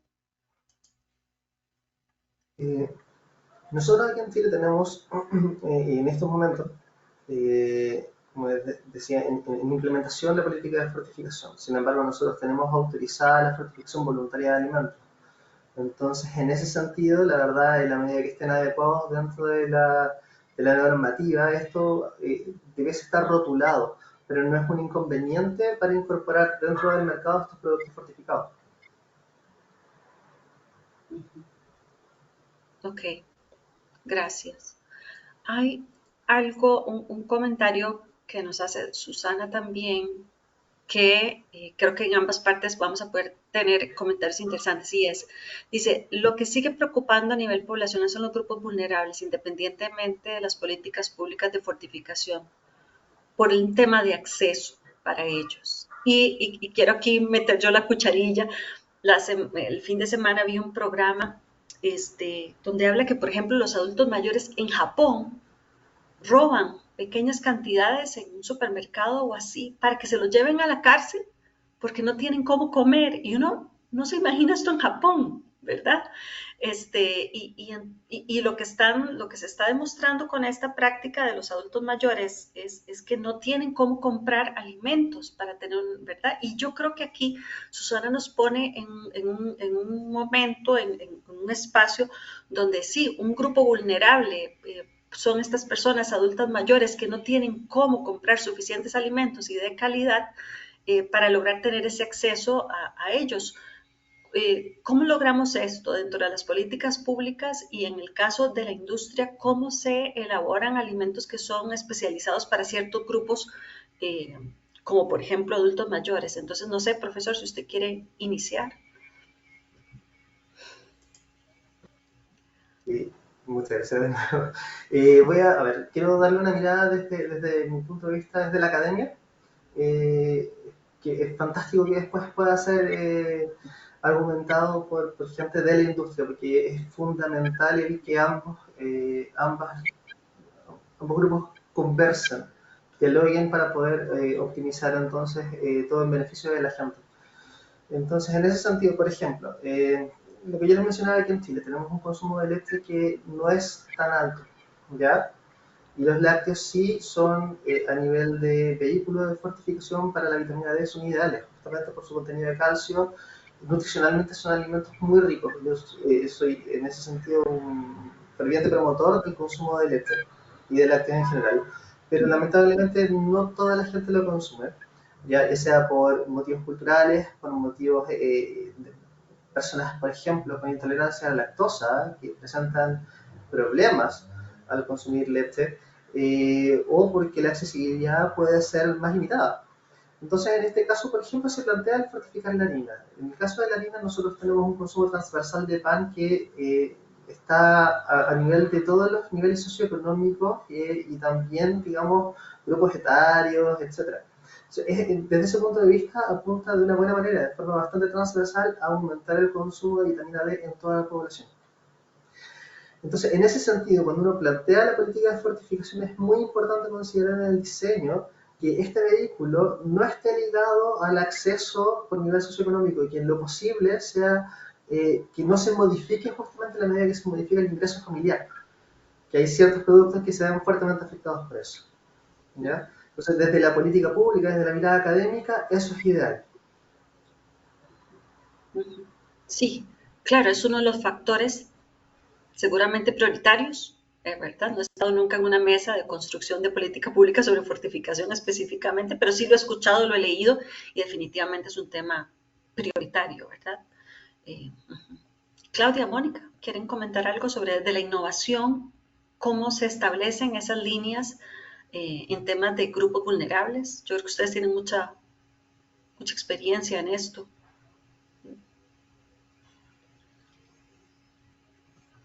¿Cuál primero, Mónica o Claudia? Están en mute. Sí, no, sí, si gustan empiezo yo. Bueno, no, definitivamente creo que el tema de asegurar eso que estábamos hablando, ¿verdad? Que el vehículo elegido para dichas certificaciones no vaya a ser un vehículo tal vez dirigido a un nivel socioeconómico mayor o que vaya a ser, digamos, o que represente, digamos, ciertas barreras de acceso para personas tal vez con menores pues, niveles socioeconómicos. Creo que eso sí es un punto clave. De hecho, bueno, por lo menos en nuestra estrategia o en nuestra iniciativa voluntaria de fortificación de vitamina D fue algo que se valoró y por eso se decidió comenzar con las leches que no solo, o sea, primero son tal vez el producto más consumido o el vehículo que era pues de mayor acceso a la población. También se consideró el tema de no aumentar el costo de las leches a raíz de dicha fortificación y más bien que fuera un costo que asumiéramos como industria, para no impactar, pues al final el bolsillo, digamos, o impactar pues este tema del acceso económico a estos productos y esperamos tener a futuro más proyectos de fortificación que se basen justo en este principio de, de casi que la fortificación como una estrategia de responsabilidad con la población y de ofrecerles micronutrientes sin que esto repercuta en el costo de los productos. No sé, Moni, si quieres agregar algo más. No, no, súper claro, tema de costo, tema de aceptabilidad, tema de alcance, tema de diseño para grupo de edad, entonces sí, pues son muchos aspectos los que suman al final, pero sí comprometer responsablemente, pues hay que atender el tema de asequibilidad, claro. Claro, y desde ese pilar de la sostenibilidad, ¿verdad? El impacto social que tiene ese producto, ¿verdad? Y que ahora, pues prácticamente uno reconoce en muchas de las industrias ese compromiso y esa responsabilidad de la inclusión, de desarrollar productos que cumplan con ese factor de tomar en cuenta las necesidades de las poblaciones. Así que muy interesante. Ay, Andrea nos pone un tema en la mesa y es el tema de las guías alimentarias basadas en sistemas alimentarios, ¿verdad? Y ustedes anotaban cuáles eran, en el caso de Costa Rica, que es uno una de las guías más nuevas que hay en Latinoamérica, se acaba de desarrollar y nosotros, y ella nos pone el tema de que hay que promocionarla más, ¿verdad? De que se requiere más promoción. De hecho, le cuento a Cristina, a Andrea Cristina, que nosotros hemos hecho eventos especialmente para presentarlas con personas del gobierno que nos han hecho esa presencia en los eventos para promocionarlos, porque definitivamente es algo que necesitamos desde todos los sectores generar más promoción. Y entonces ella nos dice que si eso, al no ser tan difundida, al no ser algo que se genere tantos espacios y por supuesto también yo quisiera que Álvaro nos comente qué pasa en Chile con las guías alimentarias para saber qué pasa. Si esto también, el no tener acceso, pues también impacta esas recomendaciones que se brindan, ¿verdad? Y si ustedes saben o en el caso tal vez de Álvaro que nos pueda contar qué pasa en otros países y cómo se promocionan las guías alimentarias, que tratan de darle esa información un poco más accesible a la población, ¿verdad? Para que mejore la calidad de la dieta. No sé, Álvaro, si quiere iniciar, ¿qué pasa con las guías alimentarias allá? Cuéntenos. A ver, acá las guías alimentarias en Chile también fueron publicadas nuevas guías recientemente. No recuerdo bien el año, pero también son recientes.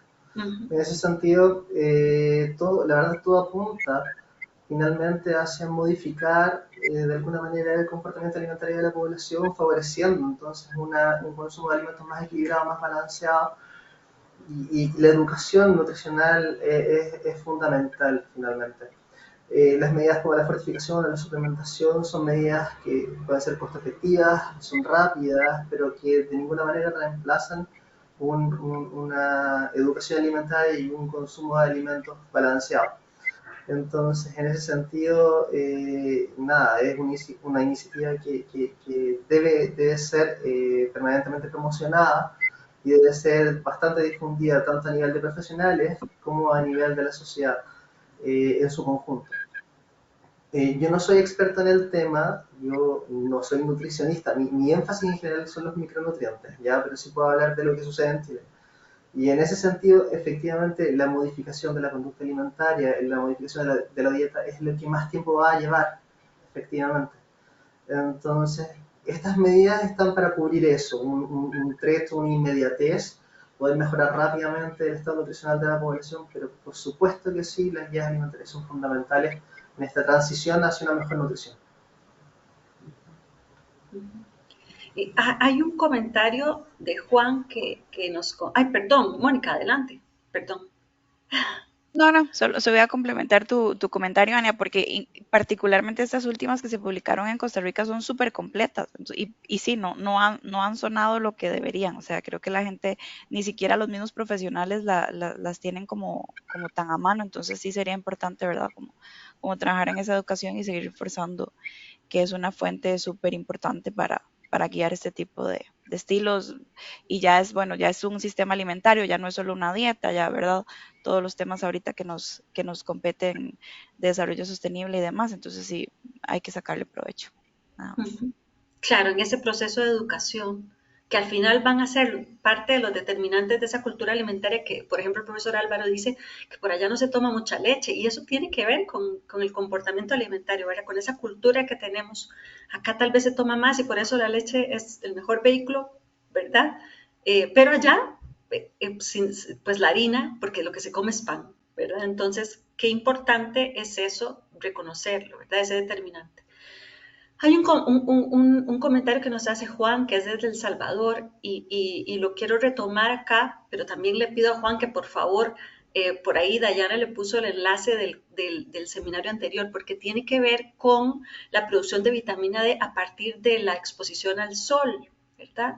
Y también le quería comentar a Juan que hay incluso estudios en toda esta latitud que tienen que, incluso de la India, estudios muy grandes sobre la deficiencia de vitamina D, aunque somos países donde hay pues siempre hay sol, ¿verdad? Normalmente, nosotros no pasamos como en los países nórdicos ¿verdad? Con días muy cortos y a veces sin sol durante muchas semanas. Pero no sé si tal vez el profesor Álvaro quisiera comentar este tema, porque incluso en Chile, su compañera de Chile nos hablaba de la diferencia que hay por ser un país tan largo, ¿verdad? De que hay zonas donde hay más exposición al sol y hay otras en las que hay menos exposición al sol y que se denota claramente la deficiencia de las vitaminas en estas zonas donde hay menos exposición al sol. Entonces, no sé, profesor, si quiere conversar un poco sobre esta relación que hay y que nos pasamos todo el día metidos en ahora no estamos tan al sol, ¿verdad? O sea, no salimos a caminar, no hacemos tantas actividades como antes en nuestra zona latinoamericana, por ejemplo, eh, expuestos al sol y esto no está facilitando que produzcamos nuestra propia vitamina D. No sé si quiere usted, profesor Álvaro, comentarle un poco a Juan al respecto, que nos acompaña de El Salvador. A ver, en el caso nuestro, nosotros somos un país austral, pero además somos un país bastante largo, entonces en la zona norte de Chile existe una mayor probabilidad de exponerse al sol y obtener una producción endógena de vitamina D más adecuada, mientras que en los lugares más australes, en nuestro caso por ejemplo Punta Arenas, que estamos muy cerquita de, bueno, es el extremo de nuestro país, uh, los días son más cortos, son más fríos, hay menor radiación solar, incide de una manera diferente, entonces hay una menor síntesis de vitamina D. ¿Ya? Ahora, el estudio que se hizo acá justamente donde se comparaba qué es lo que pasaba en tres regiones de nuestro país y que se hizo en niños particularmente, no mostró tantas diferencias y eso yo personalmente creo que tiene que ver con el cambio de estilo de vida que tenemos acá. Yo realmente desconozco la realidad, por ejemplo, allá en El Salvador, pero acá en Chile existe una cultura principalmente de trabajo muy al interior, digamos, de oficinas, de universidades, de colegios, y el tiempo de exposición a la luz es muy bajo. Hay una gran población urbana, muchos trabajos al interior, muy pocos trabajos, digamos, expuestos, y además un tema de educación en el cual se ha reforzado fuertemente por parte principalmente de dermatólogos y sociedades de dermatología acerca del riesgo que existe de la exposición al sol y por lo tanto tiende incluso a evitarse. Más que haber una información adecuada acerca del tiempo correcto de exposición, los momentos adecuados, el uso de factores de protección solar, etc.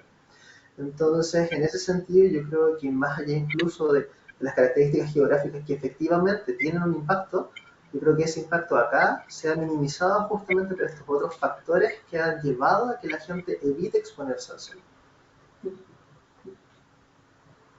Sí, aquí anoto que la doctora Gabriela Murillo en el seminario anterior, que por ahí nos están viendo el enlace, ya está en el chat, nos explicó incluso cuáles diferentes, todo lo que utilizamos, las cremas, ¿verdad?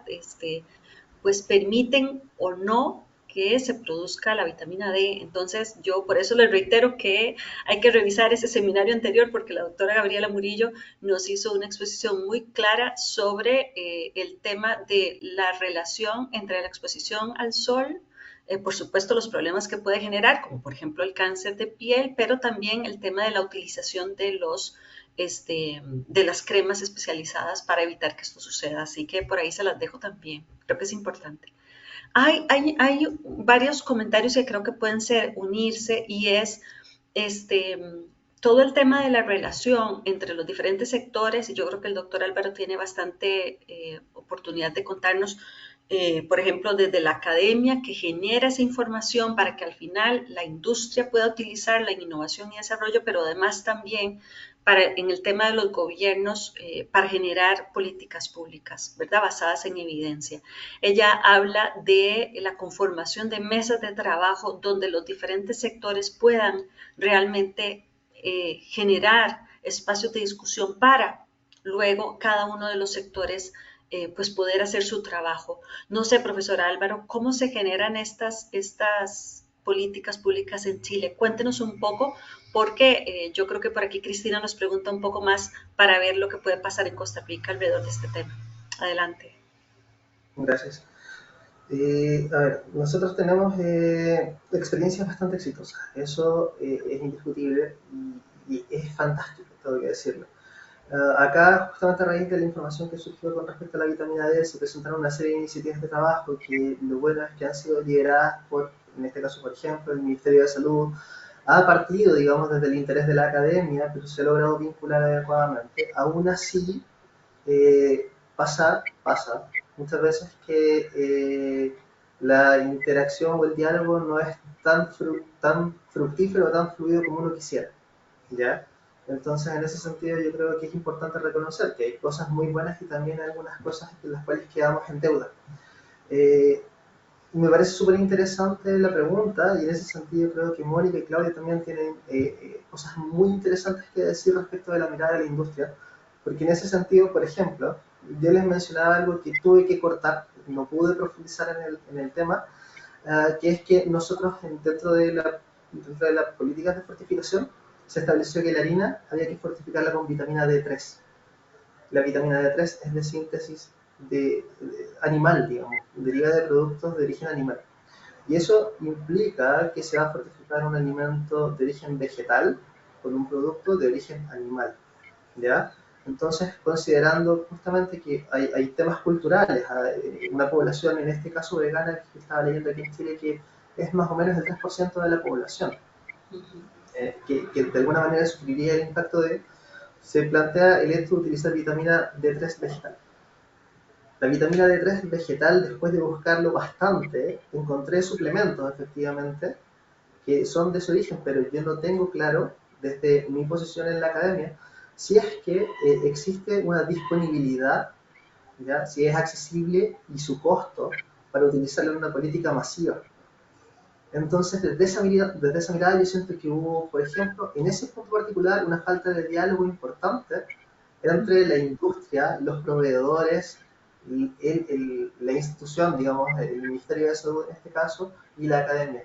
Y siento que es tremendamente relevante justamente poder conversar con todos los actores, y en este caso la industria, que es finalmente quien lleva a la práctica toda esta conversación, tiene que estar muy involucrada y dar realmente cuáles son las opciones. Eso fue lo que a nosotros nos llevó a tener que aplazar en 2 años de entrada en vigencia, por ejemplo, de nuestra política, porque habían errores que no se consideraron que podrían haberse abordado antes si hubiese habido una conversación un poco mayor. Qué valioso ese comentario, profesor. O sea, si en esa mesa que nos habla Cristina estuviesen todos los actores, ¿verdad? Como cualquier proyecto, todos los proyectos tienen que involucrarlos a todos, esa respuesta se habría tenido de manera más eficiente, ¿verdad? Muy interesante. No sé, Mónica, Claudia, ¿quieren hacer un comentario? No, me parece súper interesante el caso y el ejemplo y cómo no de repente ese involucramiento de todos los actores al final, estamos hablando creo que 2 años que se retrasó la implementación, entonces bueno, son 2 años que estamos perdiendo, ¿verdad? De los beneficios que podríamos tener. Entonces, sí, esas consideraciones técnicas, costos, fuentes, disponibilidad, ¿verdad? Es súper importante al final sumar todos los puntos de vista porque si no, lo que conversamos, ¿verdad? Aislados, al final no llegamos a los objetivos de repente de la forma más eficiente y más rápida. Ujú. Y tal vez yo pensando en voz alta, profesor Álvaro, ahora con las tecnologías modernas que hacen que bacterias produzcan nutrientes X, estoy diciendo algo que no sé si existe, pero bueno, seguramente sí. A alguien se le tiene que haber ocurrido poner a una bacteria a producir vitaminas que normalmente son de origen animal, ¿verdad? Así que, bueno, vamos a estudiarlo, porque creo que es interesante, porque hay otra pregunta, ven, que hace María del Carmen, que dice que si se pueden hacer pastas con vitamina D, que si no se pierde en el agua cuando se cocinan. Eh, claro, si se fortifica, si se enriquece y se fortifica la harina para hacer pan, también se podrían hacer pastas, o sea, pero aquí el tema es si no se pierde con el agua cuando se cocinan. Este, yo podría contarle a María del Mar que, por ejemplo, con la tecnología en el caso de, por ejemplo, la fortificación del arroz, ¿verdad? Se usan extruidos que son bolitas, que son igualitos que el arrocito, y ahí están todos los nutrientes, ¿verdad? Y entonces, aunque las personas tengan la conducta de lavar el arroz, como están ahí en esos extruidos, los nutrientes no se van. Antes sí se iban porque se ponían de otra manera, ¿verdad? Y entonces ahora no, porque están ahí. No sé si el profesor Álvaro o Mónica y Claudia conocen de este tema, por favor, parece interesantísimo.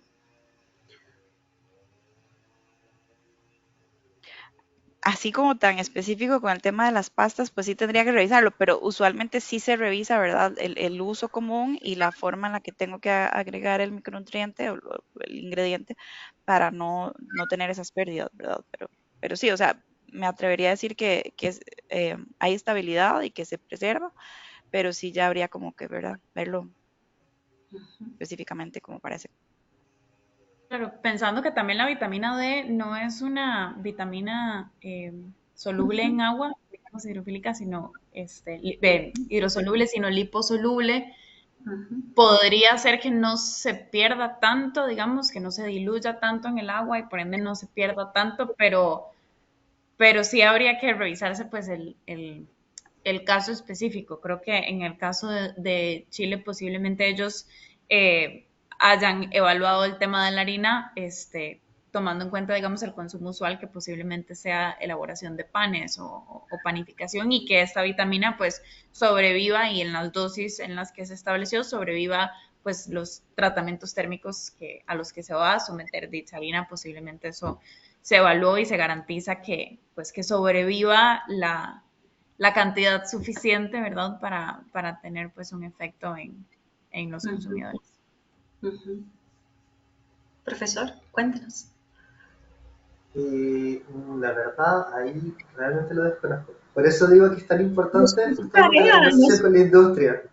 sí, nos Eh, puso tarea María del Mar, pero eso es lo bonito, porque al interactuar con las personas en estos seminarios hemos encontrado muchísimas cosas que no tenemos la respuesta, pero qué bien, ¿verdad? No sé, profesor, dígame, por favor. o sea, existen distintas estrategias al respecto, tanto la modificación del fortificante, pero nada finalmente va a superar el hecho de probar directamente. Ojalá poder siempre hacer pruebas piloto, tener estudios, digamos, en grupos restringidos, tener pruebas tecnológicas, ver qué es lo que sucede. Es la única manera de saberlo realmente, incluso para saber si es necesario el poder ajustar las dosis de fortificación de manera de cubrirlo, porque evidentemente en algunos casos van a existir pérdidas dependiendo del proceso para el cual estén siendo utilizadas, pero que se pueden compensar si estas son consideradas y corregidas. Entonces existen distintas alternativas, distintas estrategias, pero por supuesto eso tiene que probarse y por eso es tan importante lo que comentaba acerca de la evaluación de los procesos de fortificación. Si bien hay una evaluación técnica que está en el producto, tal cual una vez está elaborado, es fundamental después hacer una prueba directamente de efectividad de la fortificación y saber si esto está resultando en una mejoría en la población misma y no solamente en el alimento. Sí. Es un poco lo que usted indica, profesor, comprobar que al exponer a las personas a estos productos fortificados realmente están generando un impacto. Eso es lo que nos quiere decir. Efectivamente, sí, efectivamente, eso es indispensable. Ok, vamos a ver, hay una pregunta nueva. Bueno, hay muchos agradecimientos y felicitaciones. ¿Les parece que es de gran relevancia para la salud conocer estos aspectos que hemos estado tratando el día de hoy? Eh, no hay más preguntas, pero yo quisiera darles un espacio a los tres para que nos brinden un mensaje final con respecto a este tema, que definitivamente, como podemos ver, es bien interesante.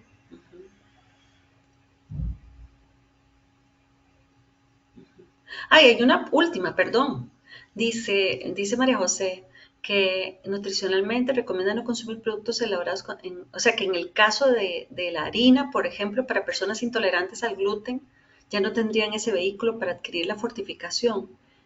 Qué importante, otra cosa que también en la fortificación se habla y es tener múltiples vehículos, ¿verdad? Para poder cubrir las diferentes poblaciones.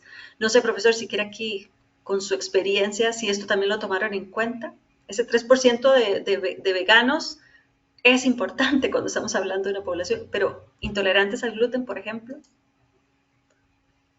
Personalmente, de hecho, es una preocupación, ¿ya? Ese 3% de veganos, para mí particularmente, es muy relevante considerando que al momento de intervenir un alimento de consumo tan masivo como este, se puede generar una obligación en un grupo de personas importantes a modificar sus hábitos alimentarios. ¿ya? Y eso es tremendo. El hecho de no considerar, digamos, alternativas puede generar un problema. En el caso particular, por ejemplo, de las personas celíacas, efectivamente este vehículo no estaría disponible para ellas, pero el hecho de tener múltiples productos fortificados efectivamente da alternativas. Y lo otro es que, como estas son medidas de salud pública que debiesen tener un impacto poblacional, eh, aún así el consumo de harina en nuestro país alcanza el 99% de las personas. O el consumo de lácteos combinados podría abarcar el 70-80% de las personas. Efectivamente, el grupo que queda más desprotegido, más descubierto, son personas que al tener condiciones particulares, tradicionalmente, ya se encuentran bajo algún tipo de asesoramiento, eh, y en ese caso, claramente la mejor alternativa es la suplementación directamente. Claro, claro. Qué importante que estas personas que tienen estas condiciones especiales tengan acceso en el sistema de salud a una guía correcta para poder cubrir, porque además en el caso, por ejemplo, de los celíacos tienen muchos problemas, otros digestivos, que también disminuyen la microbiota, por ejemplo, y entonces no metabolizan los nutrientes de manera correcta. Así que qué importante que pues se tenga acceso a los, a los profesionales en salud que son requeridos para mejorarle su salud. Ujú. Hay otra de Juan Pablo. Ay, ven, ahora se pusieron a hacer preguntas, qué emoción. ¿Cómo se monitorean desde las políticas públicas que los micronutrientes añadidos a los alimentos sean bioaccesibles y biodisponibles una vez consumidos? Esas pruebas que estaba hablando el doctor Álvaro, pero también creo que Mónica y Claudia deben conocer de esto. Adelante. ¿Quién quiere primero? No sé, Mónica, si quieres hablar de cómo se hace esta parte de la biodisponibilidad posterior. Sí, ahí nosotros lo que trabajamos es muy de la mano con los proveedores de los ingredientes, ¿verdad? Que ellos tienen una base de datos de evidencia altísima. Entonces, lo revisamos, vemos las formas, vemos biodisponibilidad, buscamos evidencia y revisamos, ¿verdad? Porque al final hay que ver todo lo que les decía técnico, ¿verdad? Porque puede ser que sea muy biodisponible, pero no sea el mejor para la matriz. Entonces, bueno, al final se hace como todo ese equilibrio de factores y ya se define cómo se va a hacer la fortificación. Y nosotros, bueno, principalmente se hacen las verificaciones en producto, pero sí hay oportunidades, como decía Álvaro, en ya lo que es la biodisponibilidad y el aprovechamiento posterior del alimento, pues hacer ese tipo de verificaciones también. Ujú.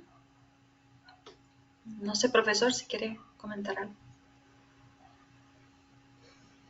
Eh, la verdad es que finalmente todo esto tiene que ser probado. No hay más alternativas. Entonces, efectivamente, nuestra labor, por ejemplo, es tratar de proveer de esa información. O sea, justamente lo que nosotros tratamos de hacer desde la academia es realizar investigación, es probar, es entregar información que después pueda ser aprovechada de buena manera por parte de la industria. O sea, la industria tiene una responsabilidad inmensa en elaborar alimentos nutricionalmente ricos, hacer confluir todos los elementos técnicos para que finalmente el producto sea aceptable, accesible. Y nosotros desde nuestro lado tratar de probar efectivamente que estos alimentos tengan el impacto en la población. Pero esto finalmente tiene que hacerse con pruebas ya sea controladas en grupos de personas previamente para tener alguna evidencia y saber que lo que se está haciendo es efectivo. Ujú. Y lo costoso que es, profesor, esto que usted está ¿Sí? anotando, que las encuestas nacionales, ¿verdad? De estos temas de deficiencias, por ejemplo, son muy costosas. En el caso de vitamina D, son pruebas en sangre, ¿verdad? ¿Sí? Son muy costosas y, por supuesto, su análisis luego por parte ya sea de los gobiernos o de la academia, ojalá en consenso, ¿verdad? Ambas partes para fortalecer eh, pues son muy costosas. Por eso es que normalmente las evaluaciones de impacto no están no son muy comunes y mucho menos en nuestros países con recursos más limitados. Así que el valor de la generación de información es muy importante, ¿verdad? Y bueno, excelente ese comentario. Hay una última, perdón, adelante, profesor. Sí. Solamente un comentario muy breve en ese sentido. Hay un tema que a mí particularmente me interesa, que tiene que ver con justamente la generación de información. Muchas veces la falta de información tiene un costo más alto que obtener la información en sí misma. porque la toma de decisiones fundamentada en la información y en la evidencia finalmente lleva a la toma de mejores decisiones. Y si uno considera los costos de la salud, que muchas veces implica el no tomar una medida a tiempo, pueden ser de un impacto mayor. Solo ese comentario, perdón. No, pues maravilloso, profesor. Sin duda alguna, el poder trabajar con base en evidencia de nuestros países, ¿verdad? Porque usted lo ha notado muy bien. No es lo mismo los países nórdicos o los Estados Unidos, o sea, definitivamente no somos lo mismo. Y por eso, por ejemplo, desde ILCIEM, esa es una tarea que tenemos de la generación de información a nivel de nuestros países para lograr pues ponerla en la mesa de las personas que luego tienen que usarla en cualquier sector, pero desde la academia que se construya de la manera más robusta posible para ponerla en la mesa de los que luego toman decisiones. Eso es muy importante. Y voy a hacer la última pregunta para Mónica y Claudia, que dice, en el caso de los intolerantes a la lactosa, este es un tema, la fortificación obligatoria, bueno, aquí es fortificación voluntaria, ¿también se aplica a productos deslactosados? Sí, ¿verdad? Sí, correcto. En el caso de la fortificación, digamos que tenemos actualmente, incluye todas las leches ultrapasteurizadas, que es, bueno, tanto la línea, digamos, regular con lactosa como las líneas deslactosadas, por igual, con la misma dosis, y no hacemos, digamos, como una discriminación o sea, entre fortificar solo productos con lactosa y no fortificar productos sin lactosa, todas las leches van por igual. Entonces sí, desde ese lado pues sí estábamos cubriendo como esa disponibilidad de esa fortificación para el público que prefiere opciones deslactosadas, ya sea por intolerancias o por preferencias. Sí, muy bien. Nos piden datos, referencias bibliográficas sobre premezclas, sobre información específicamente para fortificar con vitamina D, aspetlana. Vamos a buscar la información y la vamos a poner. Cuando enviemos el enlace del video, vamos a buscar esa información para que todos la conozcan. Creo que es importantísimo. Les dan mucho las gracias por sus participaciones el día de hoy. La verdad es que ha sido muy interesante, muy enriquecedor, definitivamente, validar, voy a hacer dos comentarios, la necesidad de la generación de información, información científica para nuestros países, ¿verdad? Rigurosa, para el trabajo de todos los sectores. Es un proceso que la academia tiene en sus manos porque tiene todas las herramientas y creo que todos los que estamos alrededor debemos ser facilitadores para que las personas académicas desde sus centros de investigación, sus universidades, nos puedan realizar ese trabajo, ¿verdad? Porque es necesario, el profesor dijo algo, es más costoso no trabajar con base en la evidencia que trabajar con base en la evidencia, ¿verdad? Eso ya lo tenemos clarísimo, así que ese es un punto muy importante. Y el otro es el trabajo conjunto, ¿verdad? Que es una de las misiones que tiene ILSI, el poner a todos los sectores en un espacio para trabajar de manera conjunta, porque definitivamente todos tenemos algo que aportar y un papel cierto en el sistema alimentario, ¿verdad? Y lo último que me parece muy interesante es siempre nunca olvidarnos de los más vulnerables, ¿verdad? De las personas que tienen necesidades de cualquier tipo, puede ser porque no puedan consumir gluten o porque tampoco la lactosa, aunque tengan el dinero para pagarla, si no tienen el producto para acceder a él, tampoco sería inclusión, ¿verdad? Pero también de las personas que no tienen los recursos para comprar sus alimentos. Entonces, el poder generar, producir alimentos que sean accesibles a las personas son para mí tres factores que le van a dar sostenibilidad a esos sistemas alimentarios nuestros, especialmente en Latinoamérica. Hay mucho trabajo por hacer, por supuesto, ¿verdad? Pero eso es lo bueno, lo bonito es que siempre hay más que hacer y eso significa que no estamos pues confortables en el lugar, sino que vamos a seguir adelante en este proceso. Y parte de esta tarea que tenemos en ILSI, desde ILSI queremos invitarlos a un curso que vamos a iniciar en el mes de enero, con base en una relación que estamos estableciendo con la Academia Española de Nutrición y Dietética y especialmente con la red de nutrición basada en la evidencia, que está conformada no solo por profesionales españoles de nutrición y dietética, sino también de muchos latinoamericanos que también forman parte de este grupo de la red Nube. Y es un curso que se llama así, Práctica basada en la evidencia para profesionales sanitarios de la nutrición. o sea, para todos los profesionales que tienen que ver, que están involucrados en el sector salud, para temas específicos de la nutrición. Entonces, es un curso que esperamos sea muy exitoso. Lo vamos a empezar a promocionar en las próximas semanas. Hoy tenemos una última reunión importante, pero quiero generar en la audiencia pues esta necesidad de que por favor nos pregunten sobre el curso, que hagan su preregistro, que piensen en la importancia que puede tener este curso para sus carreras profesionales y para, por supuesto, generar mucho más impacto en nuestros trabajos, en nuestros diversos sectores. Les damos las gracias a todos, especialmente a ustedes tres como conferencistas por haber preparado y por todo lo que nos regalaron el día de hoy, tanta información, tanto conocimiento y tantas lecciones del trabajo ya hecho. Y por supuesto les invitamos a que nos sigan en nuestras redes sociales, donde siempre Vanessa está poniendo la información de todos los eventos que a partir de un programa científico que se trabaja en ILSI por los diversos sectores que nos componen, pues estamos siempre promocionando ahí lo que sigue. Tenemos muchísimo todavía por trabajar en este semestre, en esta línea de trabajo sobre alfabetización en nutrientes, alimentos, nutrientes y salud. Vamos a trabajar temas como son las grasas, azúcar y sal. Esos son los temas que nos vienen en los próximos meses, así que les invitamos a seguirnos. Y en temas de inocuidad vamos a estar hablando sobre riesgos microbiológicos, sobre control de riesgos microbiológicos, sobre alergenos y la cultura positiva en inocuidad de los alimentos. Así que hay mucho por hacer todavía en estos 4 meses que nos quedan del año, así que les invitamos a seguirnos en estas redes sociales y enterarse y, por supuesto, participar. Les estaremos enviando el video a todas las personas que se registraron, el video de este seminario y pues esperamos que nos sigan adelante, que nos sigan acompañando en todos los eventos que siguen. Una vez más, gracias Claudia, Mónica, profesor Álvaro, muchas gracias. Esperamos seguir viéndonos en otros eventos y en otras actividades que tengamos y que pasen una feliz tarde a todos. Muchas gracias a todos. Un abrazo fuerte. Muchas gracias, buenas tardes. Muchísimas gracias a ustedes. Gracias, profesor. Muy amable. Gracias, Claudia, Mónica. Un abrazo. Les mandan muchos aplausos. Vean qué bonitos. Esto me encanta. Que Dios nos acompañe. Hasta luego. Feliz tarde. Gracias.